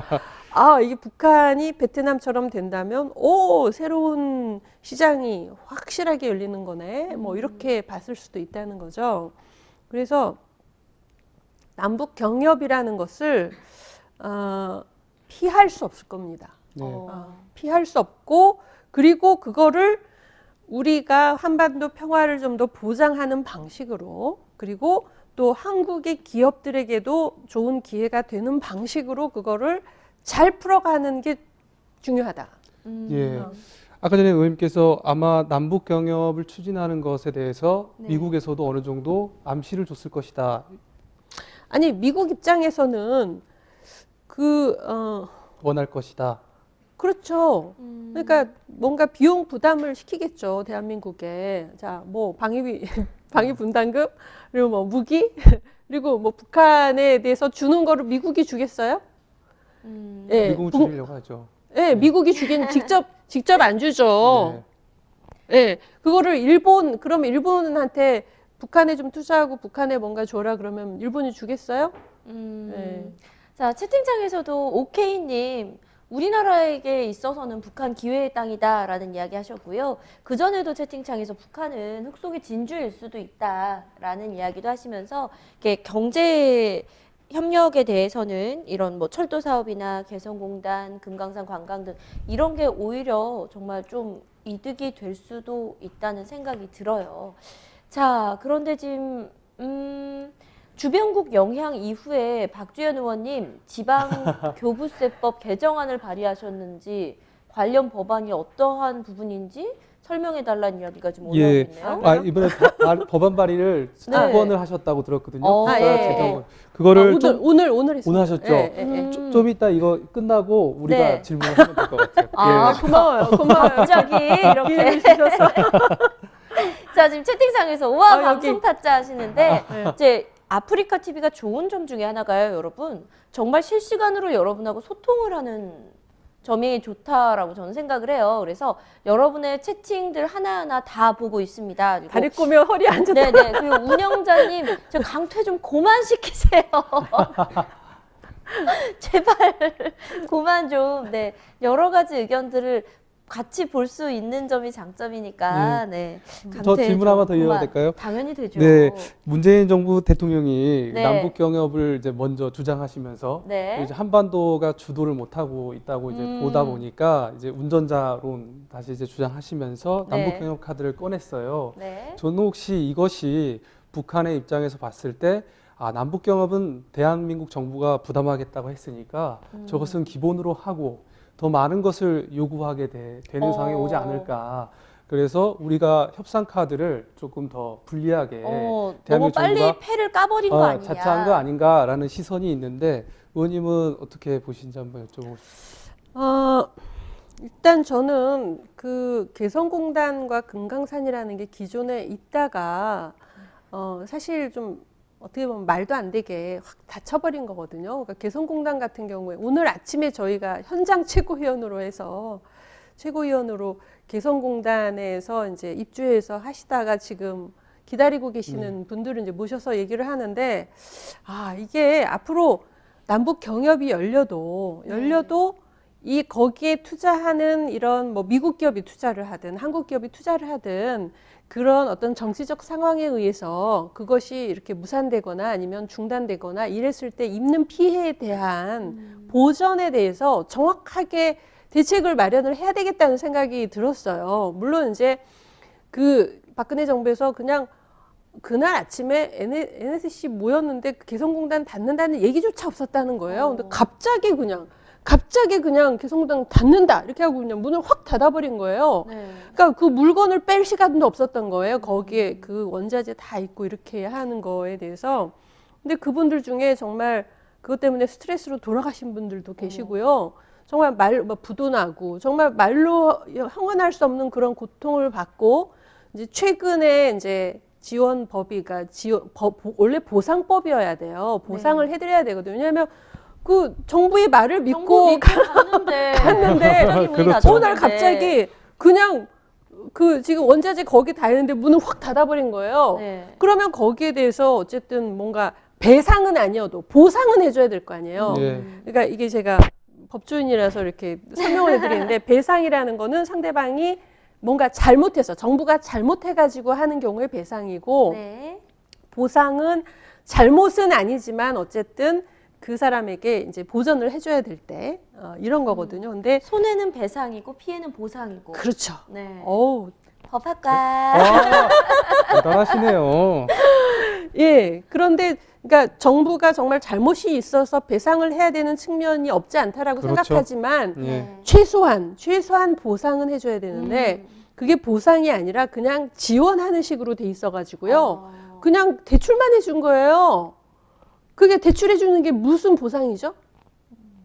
저는 지원법이 만들어져 가지고 네. 실질적으로 뭔가 보상이 된 줄 알았어요. 근데 그게 아니더라고요. 그래서 그러니까 이 개성공단 문제를 이제 좀 깔끔하게 보상으로 이렇게 깔끔하게 하는 게 왜 중요하냐?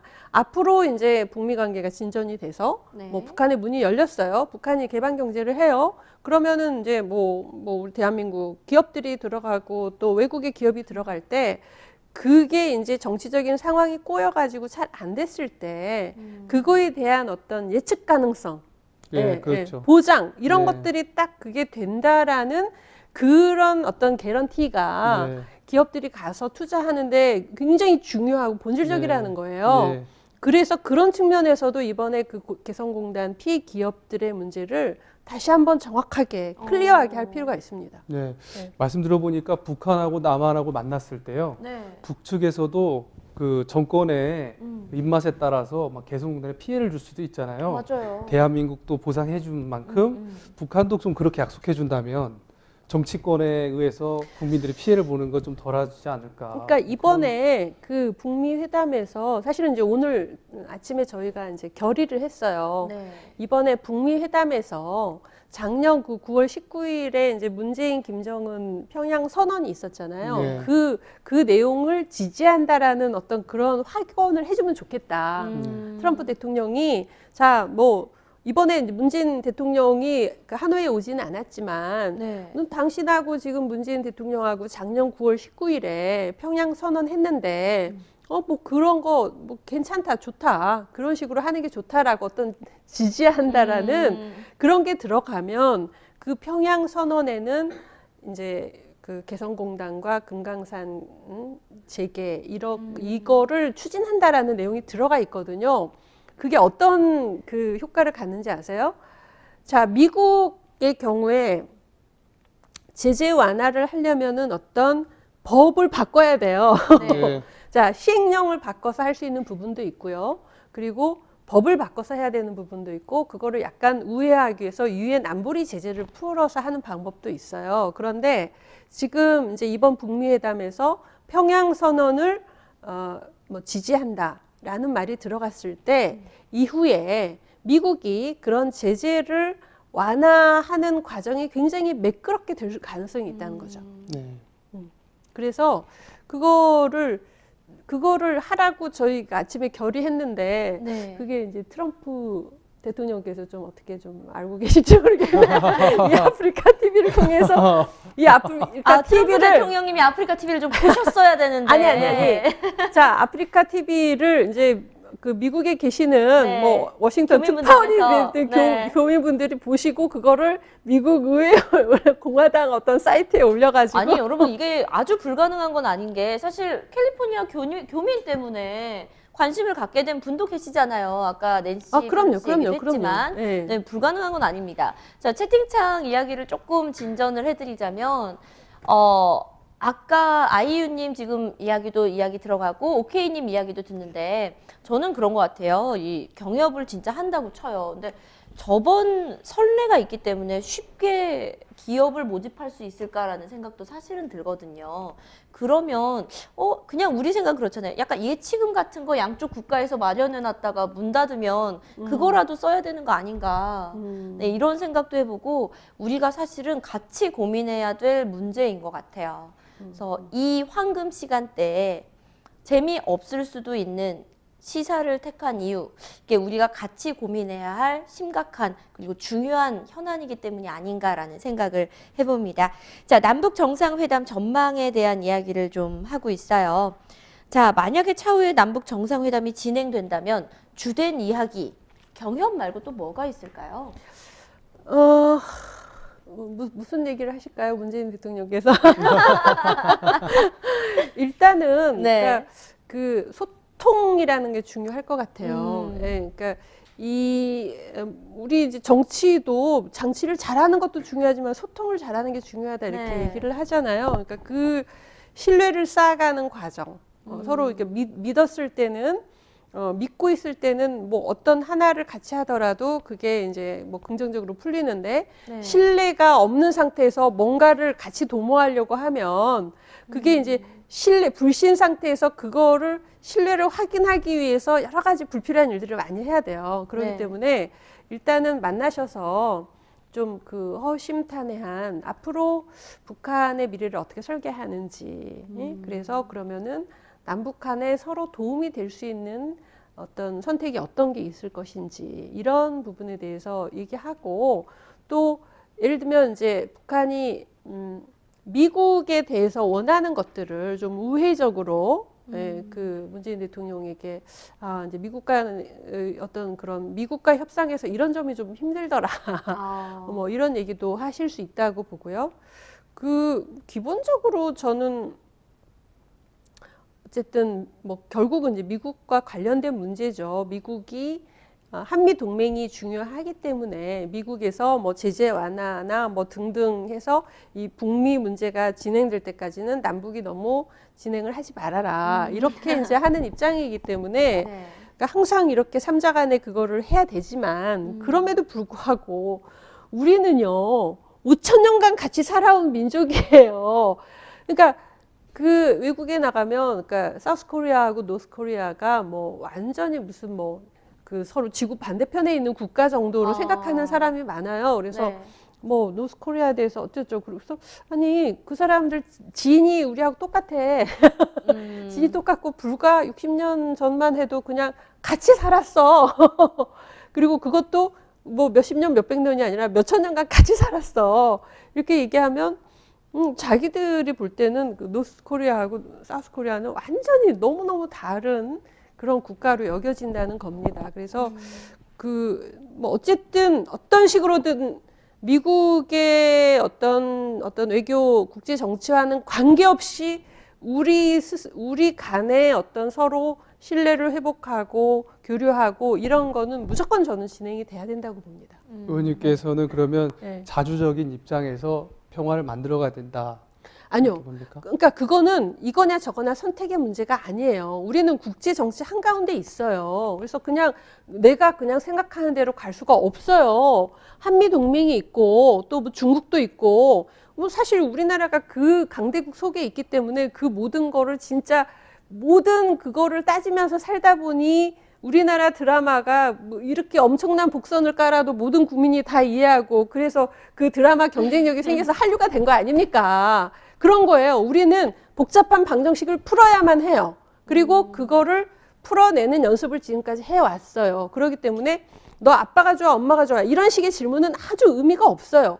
너 지금 자주적으로 갈 거니 아니면 한미동맹으로 갈 거니 그게 무슨 의미가 있는 질문이에요. 그거는 우리가 한미동맹에 의존해가지고 거기만 따라갔을 때 길이 열리는 것도 아니고 그거를 완전히 또 한미동맹을 완전 무시하고 우리 그 하고자 하는 대로만 가서 또 일이 되는 것도 아니에요. 이거는 그러니까 이 복합 방정식을 풀어내야 합니다.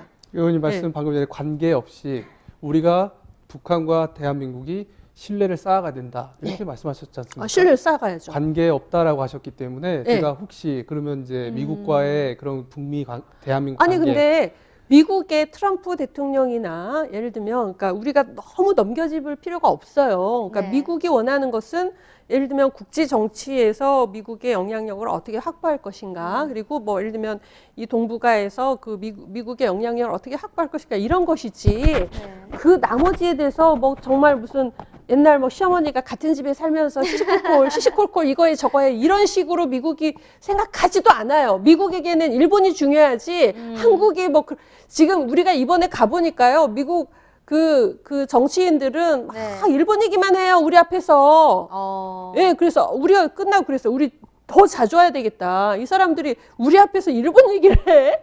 예, 한국에 대해서 어떻게 보면 별 관심도 없는 거예요. 그런데 미리 그냥 설설 기면서 네.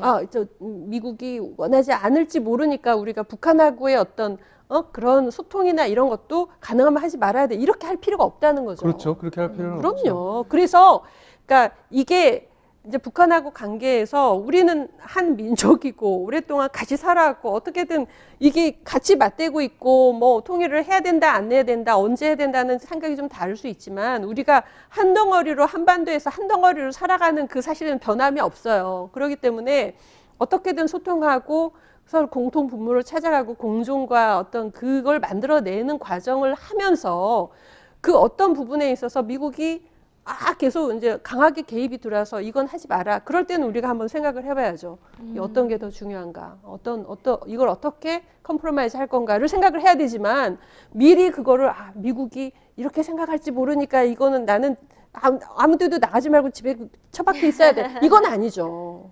제 취지를 좀 잘못 이해하신 것 같은데. 아니 물론요, 물론. 그러니까 미국이라는 것을 네. 무조건 우선으로 두고 그들한테 종속된 상태에서 우리 선택지를 찾자라는 말씀이 아니라요. 네. 의원님께서 북한하고의 관계에 있어서 자주 우리가 신뢰를 구축해 가야 된다고 말씀하실 때 네. 이제 제가 우려되는 시점이 어떤 거냐면 우리가 상대하는 사람은 5,000년간 함께 살아온 북한 주민이 아니고 네. 김정은 정권이라는 거예요. 그렇죠. 그 체제를 우리가 파트너로 두고 지금 상대를 하고 있는데 아까 말씀하신 남북 경협이든 다른 우리가 어떤 조치를 취했을 때 과연 그것이 북한 주민들이 해방되고 네. 북한이 자유민주주의 체제 안으로 나중에 장기적으로 그 체제를 선택해오고 김정은 정권이 좀 더 독재 정권이 아니고 또 네. 이런 인권 친화적인 정권으로 과연 흐를 것인가 여기가 이제 퀘스천이라는 거예요. 그건 체제의 거의 붕괴 수준을 지금 말씀하고 계신데 우리는 체제 선택이죠. 왜 그러냐면요. 네. 북한의 공산주의 체제를 인정하고 나서 우리가 통일을 만들어 간다는 것은요. 장기적으로 저도 어떤 플랜을 많이 가져야 된다면 한 30년 정도를 두고 일단은 체제와 체제대로 어떤 연합을 해야겠죠. 그러면서 여러 통합들을 해나가야 될 게 많을 겁니다. 화폐부터 뭐 군대부터 언어부터 문화 통합도 해야 되겠잖아요. 네. 근데 사실은 장기적으로 그러면 어떤 국가 체제까지 우리가 생각할 건가도 단일 국가에 대한 고민도 저는 해줘야 된다고 봅니다. 그런데 과연 북한의 김정은이 원하는 건 뭔지 잘 따져보면 실제로 우리가 어떤 경협이나 이런 걸 만들어 갔을 때 그 결과가 과연 우리가 생각한 대로 북한 주민들의 해방, 그 다음에 또 인권 신장, 그리고 경제적으로 자유화, 그 결과 북한의 개방까지 잘 갈지. 너무 나간 거야. 너무 아니 저는요. 저는 이걸 가볍게 생각하시는지 모르겠어요. 아니 다 가볍게가 아니라요. 네. 가볍게가 아니라 예를 들면 남녀가 사귀어요. 남녀가 사귀는데 지금 이제 뭐 어쨌든 친하게 지내요. 그런데 막 우리가 지금 결혼했을 때 이게 저 지금 예를 들면 시집이 어떻게 되고 막 이거를 모든 걸 다 따져가지고 다 이렇게 따지고 하다 보면 관계가 깨집니다. 말하자면 관계가 지금 깨져요. 남북 아닙니다. 썸타는 예. 거죠. 아닙니다. 이건 비유가 잘못됐어요. 왜 그러냐면요. 지금 말씀은 결혼할 때 미래 걸 따진다 하지만 제가 말하는 건 네. 국가끼리 서로 협상해 가면서 하나를 만들어 갈 때는요. 네. 지금 따지는 게 아니라 원칙과 기조를 가지고 서로 맞춰가는 거죠. 미국도 북한을 비핵화시킬 때 하나의 원칙과 기조를 가지고 가고 있는 거 아닙니까? 그래야 서로 예측 가능하고 가는 거죠. 우리는 자유민주주의라는 걸 지키는 원칙. 예, 그런데 그러니까 이게 우리가 지금 북한하고 접촉을 하는 과정에서 네. 김정은에 휘말려 가지고 대한민국이 공산화될 것이다.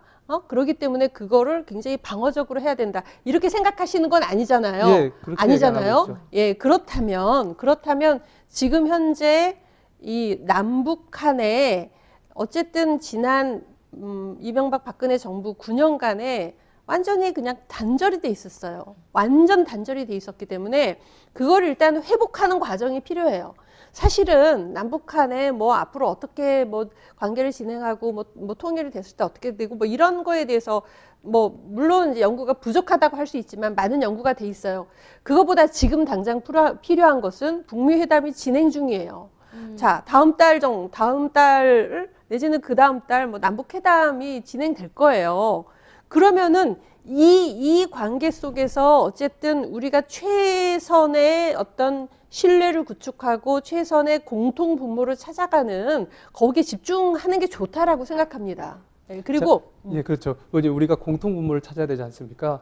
그러면서 저희가 결국 원하는 건 평화를 구축하는 길 아니겠습니까? 그렇죠. 네. 그랬을 때는 공통 분모도 찾고 평화를 만드는 환경을 조성해 가야 되는 게 되게 중요하잖아요. 네. 그런 분위기를 만들어 가야 될 텐데 네. 그렇다면 우리 입장에서 북한이 우리 원하는 대로 평화의 길로 따라오면 계속 네. 당근을 주면서 그 상황을 만들고 그 길에서 이탈하고 궤적에서 이탈했을 때는 채찍을 가하면서 돌려올 수 있는 우리들의 수단도 필요하지 않습니까? 그럼 제가 질문 국제사회 하나만 관계. 드릴게요. 그럼 북한이 현 체제를 계속 유지하는 이상은 통일에 가까워질 수 없다라는 게 지금 입장이신 건가요? 제 취지를 이해 못하셨네요. 네, 이해를 못했나 봐요. 환경과 분위기를 조성해가는 쪽에 맞춰서 가는 거죠. 그래서 의원님하고 입장은 같아요. 네. 뭐 기다 아니다가 아니라 그 평화를 만드는 환경과 분위기, 조성할 요건들을 위해서 계속 입장들을 복합적으로 가져가줘야 되는 거죠. 우리에게 채찍만 당근도 있고 채찍도 그러니까 있어야죠. 이거를 이념적으로 접근하면 안 돼요. 이게 이념적인 건가요? 예, 그게 이념적인 당근과 거예요. 채찍과 수단을 아니, 정책화를 갖고 이념적인 있는 거예요. 그러니까 그게 뭐냐면 예를 들면 남북 경협을 한다. 네. 남북 경협을 한다. 그래서 뭐 철도를 깐다, 뭐 한다, 뭐 개성공단을 연다. 이런 걸 할 때 실용적으로 생각을 해야 돼요. 실용적으로. 제 입장이 실용적인 거 아닌가요? 예, 실용적으로 생각하고요. 네. 어차피 지금 한반도의 평화의 키는 상당한 부분을 미국이 쥐고 있어요. 다행히도 북미 회담이 잘 진행되고 있어요. 네. 이거를 어쨌든 우리 입장에서는 원래 이제 한반도 운전자론이라고 했을 때는 그 북미 회담이 잘 진행이 되지 않을 거라는 그런 비관적인 상황에서 우리라도 뭔가 계기를 만들어야 된다라는 것이었고요. 네. 다행히 이 김정은 트럼프 뭐 지금 어떻게 보면 세계적으로 가장 유명한 두 사람이라고 할 수 있는 이분의 케미가 이렇게 잘 맞아가지고 네. 진행이 되고 있어요. 되고 있는 상황에서는 우리가 여기에 대해서 뭐 이렇다 저렇다 할 필요가 없어요. 잘 이 분위기에 잘 따라가면 됩니다. 만약 북미 회담이 잘 진행이 안 돼서 김정은 트럼프 간에 뭐가 삐그덕거린다. 그럴 때는 조금 더 적극적인 입장으로 다시 이제 뭐 한반도 운전자로는 아니더라도 적어도 그거에 적극적인 촉매 역할을 하기 위해서 이렇게 저렇게 좀 더 뛰어야 된다고 생각하지만 지금 상황에서 뭐 이제 북한 남북 문제를 그 진행하는 데 있어서 뭐 북한을 어떤 식으로 우리가 이렇게 만들어야 되기 때문에 이런 식으로 접근할 필요가 없다라는 거예요. 그게 이념적이라는 겁니다. 그게 예. 어떤 면에서 네. 이념적이라는지 잘 납득은 안 가는데요. 그건 제가 이제 궁금한 건 실용적으로 그 조건과 환경을 조성해 가는 것 네. 그것이 굉장히 중요하잖아요. 아, 그럼요. 그리고 외교 그럼요. 무대라는 것은 현실이고 국제 정세도 냉엄한 현실이 존재하는 무대이기 그럼요. 때문에 저희가 낙관적으로 전망해서 풀어갈 수 있는 일이 아니라고 봐요. 근데 의원님께서 지금 우리가 지금 북미 정상회담이 잘 진행되는 과정이기 때문에 이렇다 저렇다 할 게 없고 만약 안 됐을 시에 이런 조치를 취하자는 것이 네. 굉장히 우리가 더 수동적이라고 봐요. 대한민국 정부의 입장에서 한반도 평화를 만들어가는 나름의 우리 대한민국 정부의 전략이 있어야 되는 거죠. 그렇지 그럼 않습니까? 평화를 어떻게 만들어가요? 아니 그러니까요. 예, 예. 그 전략이라는 게 예. 우리가 생각하는 평화의 조건이 뭔지를 갖고 밀고 나가야 되는 거죠. 그리고 그렇다면 우리 나름대로 평화를 만드는 우리만의 정책 수단들이 있어야 되는 거 아닙니까?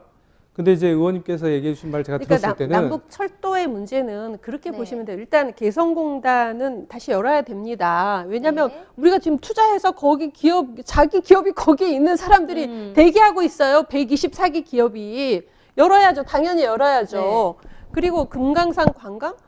그거 뭐 가서 관광하는 거 그거를 그게 뭐 저는 이제 미국도 금강산 관광 재개를 좀 첫 번째로 좀 생각을 하고 있다라고 저는 그렇게 알고 있고요.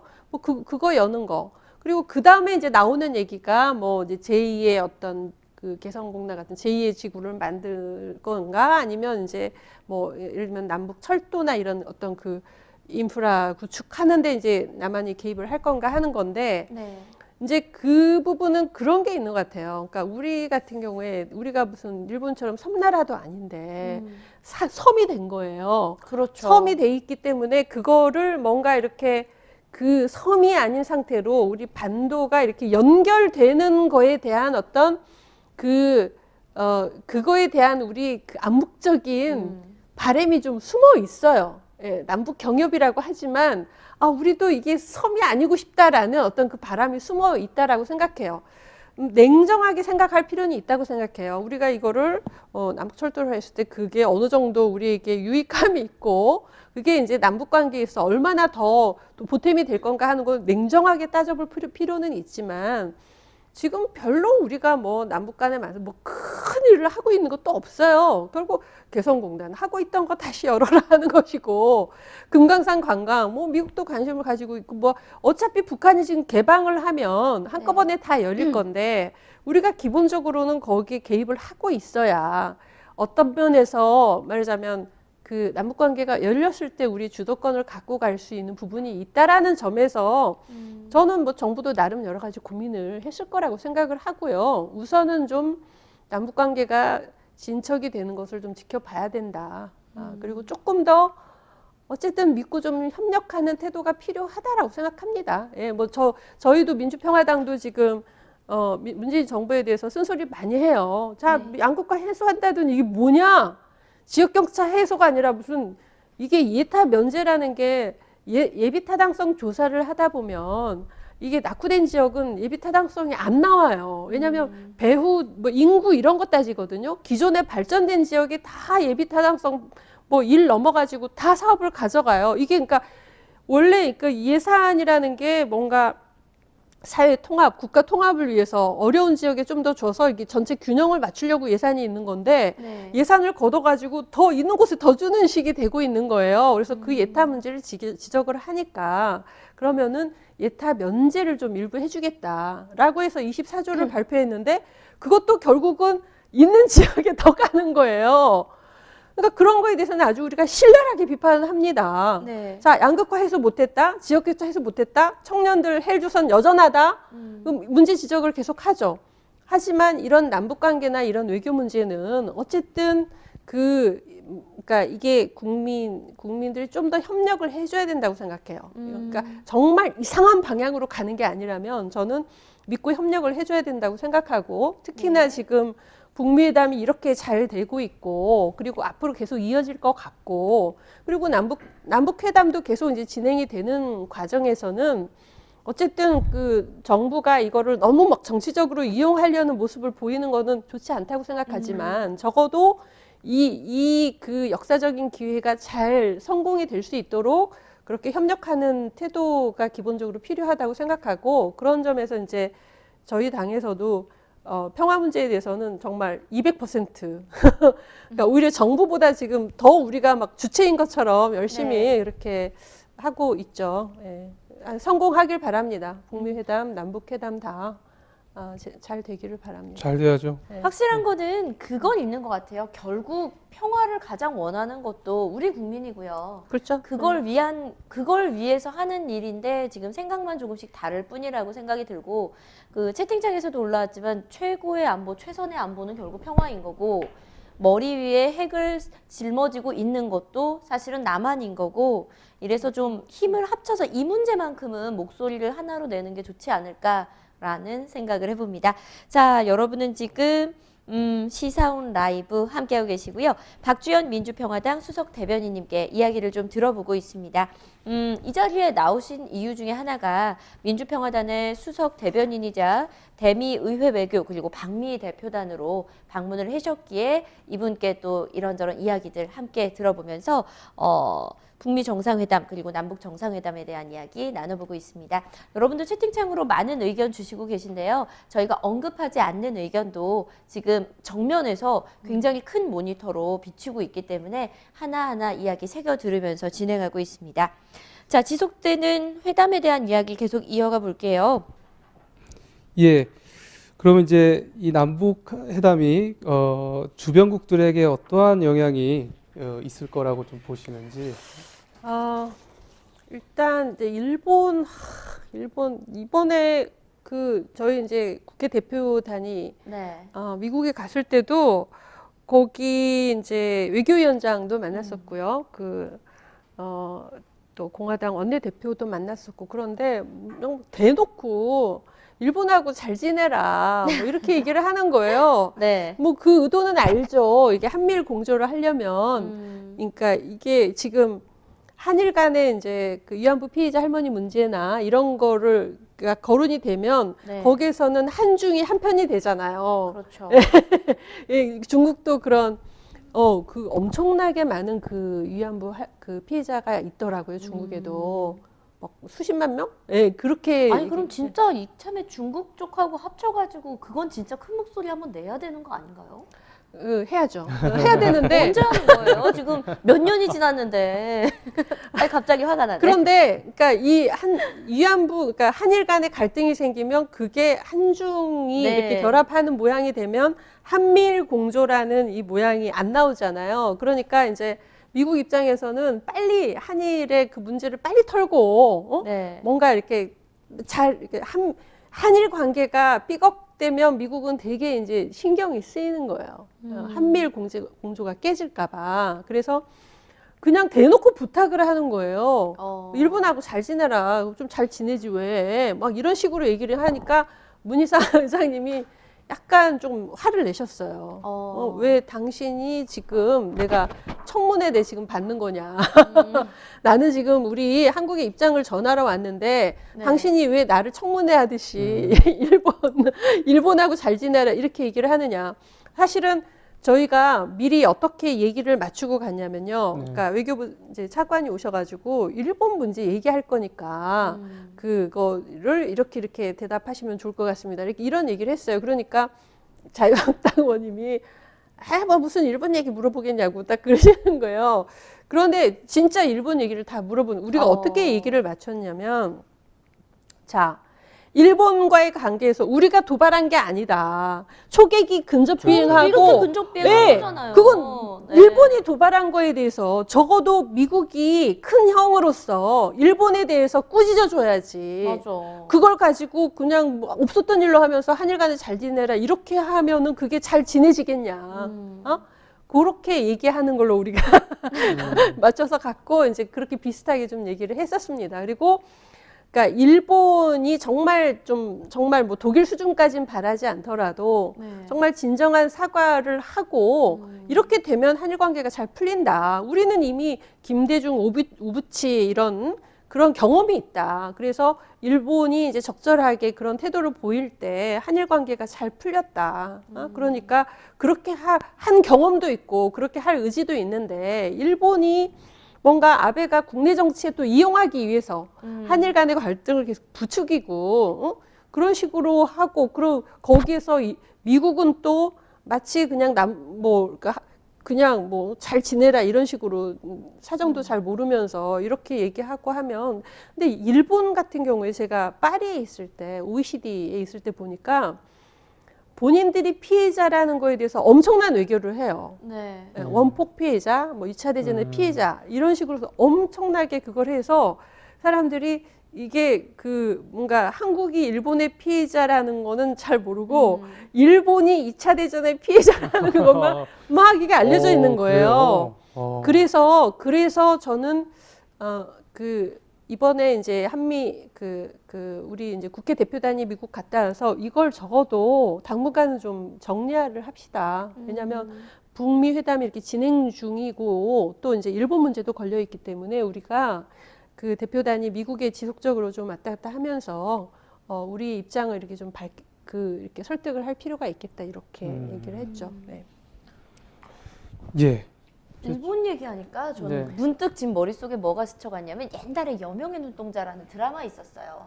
그때 한류 열풍이 좀 있었으면 이 드라마가 좀 퍼졌으면 일본이 저렇게 나쁜 짓을 했어 하고 참 쉽게 알릴 수 있었을 텐데 우리 약간 문화적인 숙제도 좀 있다라는 생각이 들었어요. 확실히 외교는 국회의원들만 하는 건 아니라는 생각도 들고 좀 더 많이 그렇죠. 우리의 실정을, 우리의 역사를, 우리의 이야기들을 좀 널리 알려야겠다라는 생각을 굉장히 많이 하게 됩니다. 자, 여러분은 지금 대한민국 사회 전 분야에 대해 쉽게 소개해드리는 시사 온 라이브 함께하고 계십니다. 박주현 민주평화당 수석 대변인님과 오늘 8시부터 시작을 해서요. 예, 배고파요. 대미의회 외교에 대한 이야기. 학교에서 수업을 받아도 50분 네. 하고 10분 쉬는 그죠. 네. 배고플 때가 됐어요, 지금. 네, 그리고 뭐 북미 정상회담이나 남북 정상회담에 대해서 이제 골고루 이야기를 좀 해봤어요. 이제 정리를 하는 이야기를 좀 해야 될 것 같은데 먼저 가벼운 이야기부터 할게요. 오늘 라이브로 진행을 하셨어요. 그리고 좀 편안한 분위기에서 참 이 얘기 화장실 갈 시간도 없고 화장실 못 갑니다. 네. 어떠셨어요? 필리버스터도 아니고 이거 뭐 이게 극한 상황일 때 또 솔직한 얘기들이 급하게 나오는 거거든요. 어떠셨어요, 오늘 시간? 아니 저는 그러니까 그 젊은 사람들하고 얘기하는 건 무조건 좋아해요. 안 젊은데 어떡하나. 이게 젊다가 요즘은 20대까지가 젊은 건가요? 아니 그 청년이라는 기준이 완전히 두 개가 있어요. 그러니까 20대 젊다라는 거와 요즘은 이제 뭐 45세 뭐 60대까지 청년이라는 60대까지도 아니 근데 경로당 가면 실제로 60대가 물 떠오고 커피 타고 한대요. 60대 70대가 청년 대신 우린 어린 청춘. 거예요. 청춘. 나이를 초월한 청춘의 마음에게.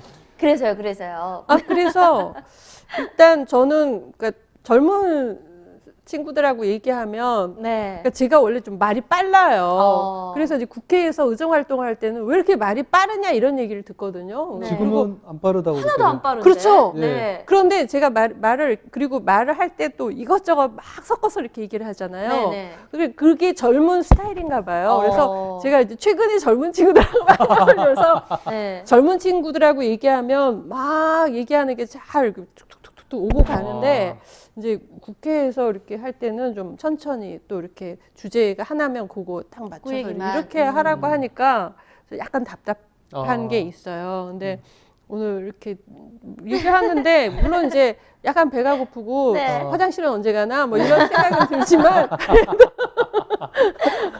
그래도 너무 그 두 분 다 네. 잘 파악하고 계시고 음. 예, 아유, 여러 가지 감사합니다. 그 상황에 대해서 잘 파악하고 계시고 얘기가 생산적인 것 같습니다. 자, 오늘 MC로서 첫 방송 하셨어요. 어떠셨어요? 너무 좋았습니다. 네. 저는 이렇게 오늘 전당대회 있는 날이었잖아요. 네, 그렇죠. 여기 오면서 결과를 들을 정도였는데 네. 의원님 만나서 북미 정상회담에 대한 전망을 살펴보고 네. 또 직접 미국에 가셨잖아요. 그 뒷이야기도 좀 듣고 그래서 네. 사실 되게 재밌었습니다. 그리고 제가 궁금한 게 또 하나가 말씀하세요. 있어요. 네. 참여정부 때 수석으로 계셨지 예, 않습니까? 맞아요. 저희 자유한국당 비상대책위원장님이 네. 예, 김병준 김병준은 같이 위원장님이 했었죠. 그때 같이 계셨었죠. 아, 예, 예. 근데 사실 그걸 좀 질문 드려보고 싶었어요. 아. 한 공간에서 같이 계셨었는데 아니 그러니까 또 제가 어떠셨는지. 네. 제가 그러니까 국민참여수석하고 참여혁신수석 했었거든요. 예. 네. 그때 민정수석이 문재인. 네, 그랬죠. 예. 예, 그리고 제가 이제 참여혁신수석을 그만두면서 네. 그 기능이 이제 세 개로 갈라져 가지고 혁신수석, 사회수석, 시민사회수석이 됐거든요. 네. 시민사회수석이 문재인 아. 수석이 되었고 네. 그래서 뭐 어쨌든 얘기 지금 좀 하세요. 편하게. 김병준 네. 비대위원장님이 당시에 편하게. 실장으로 계셨습니까? 아니요. 그때 정책실장이 아니고 네. 무슨 정책기획위원장. 예, 정책기획위원장인가? 예, 예. 그러니까 그거는 약간의 외곽 조직이었죠. 예, 음. 그거 하셨었죠. 예. 그래서 같이 대화를 많이 나눌 때가 있었습니까? 아니, 김병준 위원장님은 옛날 92년에 지방자치연구소 만들어서 이렇게 경실련에서 활동할 아니, 뭐 때부터 재밌는 예, 뭐. 얘기가 안 나오네요. 자, 지금은 아니, 뭐 약간 자유한국당의 수단장으로서. 수장으로서 아쉽다. 당을- 저라도 누구라도 까볼까요? 제가 문재인 대통령님 그 고시반 직속 후배인데 같이 학교를 다니진 않았고, 근데 문 대통령님 그 선거운동하던 시절에 그런 거 있잖아요. 왜 시골에서 그 할아버지 할머니들 고속버스에 태워서 이렇게 전당대회에 올려오고 예, 이런 거 예. 있잖아요. 예. 그걸 해야 되는데 저희 이제 후배들이 그걸 막 기획을 하잖아요. 근데 사실은 선거에서 돈을 써야 되는 게 허가가 되는 게 있고 안 되는 게 있단 말이에요. 근데 거기에 실리는 도시락 비용 같은 건 허가가 안 되는 비용이래요. 근데 보통은 다 이걸 융통을 해서 하는데. 도시락을 싣잖아요. 와, 이거 안 된다는 거예요. 그러니까 문 대통령님 운동 시절에 선거 시절에도 도시락 실어야 되는데 그거는 허락한 돈이 아니니까 그건 쓰면 안 된다. 그래갖고 네. 캠페인 팀에 있었어요? 아니 저는 팀 옆에 있었어요. 네, 왜냐면 그거요. 이름을 올릴 수가 없었어요. 왜냐면 예. 이미 BJ로 활동을 하고 있었기 때문에. 하지만 어차피 뭐 학교 직속 후배니까 대회하고 그럴 때 생방 키고 다니고 그랬거든요. 근데 선배들이 다들 죽겠다는 거예요. 왜 죽겠어요? 그러면 너무 원리 원칙대로 하시니까 옆에서 그런 거 있잖아요. 물이 너무 맑으니까 네, 힘들었다고. 지금 칭찬해 주시는 아니요, 욕한 것 같았는데 이상하다. 시작은 분명히 여기였는데. 국정 지지율이 떨어지고 있는 거 아니에요? 근데 전 그 얘기는 되게 하고 싶어요. 저는 문재인 대통령이 정수기의 역할을 하길 바랬어요. 나쁜 물들도 거쳐서 맑은 물이 되길 바랬는데 본인이 맑은 물이 되고 있으니까 정수기는 누가 해야 되는가? 저는요. 문재인 대통령은 BJ 좋은 분 같아요. 네. 김병준 비대위원장도 그렇게 얘기하시더라고요. 네, 맑은 물이라니까 본인은. 좋은 분이시다. 본인은 그리고 맑은 이제 물이야.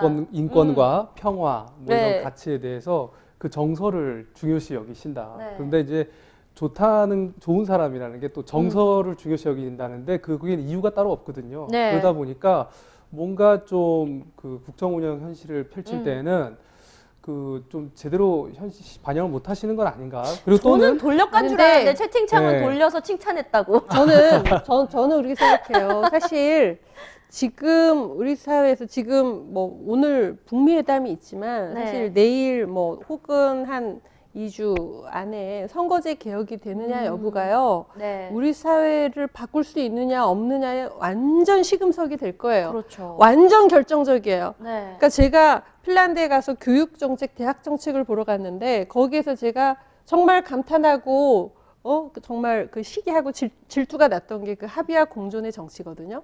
그거는 바로 선거제도에서 정확히 유리한 것이었어요. 그래서 그걸 일본에 바꿔야 되고 사실은 노무현 대통령 또 뭐 문재인 네. 대통령 다 20년간 연동형 비례대표제를 도입해야 된다라고 주장해 왔고 네. 김병준 위원장도 마찬가지로 연동형 비례제를 해야 된다라고 주장해 온 분들이 지금 정치를 하고 있는데 왜 그게 안 되죠? 그 욕심이에요. 욕심이에요. 예. 저는 정말 그러니까 국민에게 보여줘야 돼요. 내가 말한 게 언행일치다. 네. 거기에서 신뢰가 나오는 거거든요. 그래서 저는 그 김병준 위원장님 오늘 저기 못 가셨다 그러는데 자 결자 해지로 뭐 본인이 비대위원장으로 있으면서 할 수 있는 걸 좀 안 하신 거예요. 그러면 지금이라도 네. 어떻게 그 영향력을 미쳐서라도 네. 선거제 개혁이라는 걸 만들어 내고 안 내고가 앞으로 정말 이 경제적 약자라고 할 수 있는 뭐 청년 그리고 또 무슨 뭐 낙후 지역도 그렇고 또 뭐 소상공인 이런 비정규직 이런 분들이 어떻게든 자기 그 목소리를 반영시킬 수 있는 기회를 갖는 것이기도 하고요. 네. 제가 정치를 한 3년 해보니까 내가 이대로 있다가는 내가 정말 무식해지면서 뭔가 망가질 수도 있겠다라고 생각이 든 게 왜냐면 네. 이게 현재 뭔가 그 승자 독식의 제도거든요. 그러니까 뭐 지역구에서 그런 뭐 한 사람 뽑는 건 좋아요. 하지만 이게 뭔가 두 당 외에는 존재할 어떤 그런 약간 들러리 기반이 느낌. 없어요. 네. 기반이 없어요. 왜냐하면 두 당 외에는 그 뭔가 생존할 수 있는 기반이 없는 승자 독식의 선거 제도다 보니까 정치인들이 이제 1년째는 열심히 해요. 그러다 2년째, 3년째 되면서 이렇게 눈치를 봅니다. 어디가 승자 라인인가? 어디가 승자 라인인가? 어디에 붙어야 내가 탄도리가 되고 어디 붙어야 뉴타운도리가 되나? 뭐 이렇게 눈치를 보고 네. 그 다음에는 그 라인에 들어가기 위해서 엄청난 노력을 하죠. 자, 일단 그 라인에 들어간 다음에는 이제 사생결단의 싸움을 해야 됩니다. 그 두 라인 간에. 왜냐하면 이거를 누르면 내가 51%를 먹으면 다 먹으니까. 네. 그러니까 사생결단의 싸움을 하는데 아주 일부 정책을 하기도 해요. 그런데 그 정책은 싸움에 필요한 것만 골라서 합니다. 예, 그래서 뭔가 그 국민을 위해서 뭐 정책으로 경쟁하는 분위기 형성이 안 돼요. 예, 정말 양극화 해소와 지역 격차를 위해서 그것만을 위해서 왔다라고 이제 자부하는 저도 이게 2년, 3년 지나니까 이게 정책을 하려고 할 때 내가 뭔가 이걸 좀 잘못하고 있나? 나만 어떻게 좀 이상한 걸 하고 있나? 이런 느낌이 들게 약간 만드는 분위기라는 거예요. 예, 그러니까 에너지가 있을 때 이거를 정책으로 경쟁하고 막 국민을 상대로 경쟁하는 분위기가 아니고 어느 라인인가? 어느 라인인가? 이렇게 보는 그 정치 문화를 만들어낸다는 거예요. 그래서 물론 선거제 바뀌어가지고 뭐 우리나라 헬조선이 다 바뀐다고 생각하지는 않지만 네. 그게 어떤 하나의 확 이거를 밸브를 여는 그 역할을 할 거는 틀림없습니다. 예, 그 뭐 연동형 비례대표제 얘기하셨으니까요. 네. 자유한국당에 대한 그 입장이 잘 전달이 안 된 것 같은데 자유한국당은 이제 국회에서 총리를 추천하는 그런 방식을 개헌하면서 동시에 연동형 비례대표제를 도입하는 건 좋다. 그런데 연동형 비례대표제를 도입하는 자체는 반대하지 않아요. 그 네. 정책 수단을. 이것이 지금의 대통령제 하에서 안착되었을 때 과연 정치가 잘 작동할 수 있는가 여기에 대한 회의적인 시선을 갖고 있는 게 이제 당의 입장인 거죠. 네. 그래서 그런데 당론으로 정한 그래서 겁니다. 연말에 지금 합의한 건요. 자, 선거제 개혁을 한다. 그리고 문재인 대통령께서 그러셨거든요. 선거제 개혁이 되면 네. 그 다음에 이제 그런 분권형 개헌이나 이런 건 얼마든지 얘기할 수 있다. 이렇게 얘기를 하셨기 때문에 연말에 합의가 뭐냐면 선거제 개헌을 한다. 개혁을 한다. 그리고 선거제 개혁이 되고 나서 바로 개헌 논의를 시작한다 이렇게 돼 있어요. 그러니까 선거제 개혁을 하자고요. 3월 근데 의회에서 회기도 잘 안 열리고 협상이 안 되고 있잖아요. 저는 네. 밖에서 보는 아니 입장에서 근데요. 답답한 게 있죠. 그게 잘못된 저기 얘기가 그 3월 국회를 열어야 되지만 3월 네. 국회가 안 열려도요. 지금 정개특위 위원장은 심상정 위원장이기 때문에 그냥 심상정 위원장이 언제든지 열 수 있어요. 열어서 거기에서 패스트트랙으로 갈 수 있어요. 합의도 될 수 있고 패스트트랙 갈 수 있어요. 그러니까 선거제 개혁은 임시국회, 뭐 정기국회 열리고 안 열리고 상관없이 가능한 상태입니다. 네. 그러니까요. 그걸 좀 협의를 하셔가지고요. 저는 이 국회의원 보면서 말씀해주신 대로 네. 이 선거제도 개혁뿐만 아니라 네. 좀 윤리특별위원회의 기능도 아. 네, 좀 저는 독립되고 강화됐으면 좋겠어요. 저는 인간적으로 국회 안 열리면 국회의원 월급 죄송합니다. 네. 그달 안 열리면 그달 월급 안 주고 이러면 기를 쓰고 열 텐데 그걸 왜 안 하는 거죠? 라고 얘기하고 싶지만 프로그램의 존립을 위해서 그 얘기까지는 안 한 거예요. 아니, 괜찮습니다. 근데 국회에서 그 무노동 무임금 원칙을 그 된다니까요. 얘기한 적 있습니다. 네. 그래서, 예. 그래서 안 열리면 주지 맙시다. 그러면 기를 쓰고 열지 않겠습니까? 네. 자, 오늘 이제 슬슬 마무리를 할 시간입니다, 여러분. 첫 시간이었어요. 시사온 라이브 어떻게 보셨을지 궁금합니다. 여러분의 시청 소감도 기다리고 있고요. 다음 주제도 발표가 되면 여러분이 댓글로 소통해야 될 이야기들, 물어봐야 할 질문들 남겨주시면 저희가 꼭 반영해서 프로그램 진행할 때 참고하도록 하겠습니다. 우리 박주연 민주평화당 수석 대변인님 참 어려운 자리 나오셨어요. 사실은 처음이라서 이거 뭐 어떻게 해야 되는가 이런 가이드라인도 저희가 제시해드리지 않고 정말 무슨 총 쏘듯이 공격하듯이 막 질문을 보내드렸거든요. 오늘 나와주셔서 너무 고맙습니다. 예, 즐거웠습니다. 다음에도 나올 다음에는 가능성이 청년 관련해서 청년 관련해서 꼭 아니 뭐 선거제 개혁도 좋고요. 네. 예, 그 무슨 임시정부 상해정부도 좋고요. 예, 예. 청년도 좋고. 예. 네. 언제든지. 예. 감사합니다. 오늘 마무리 멘트 해주시죠. 예. 안녕하세요, 여러분. 네, 갑자기요? 다시 이렇게 배워서 너무 좋고요.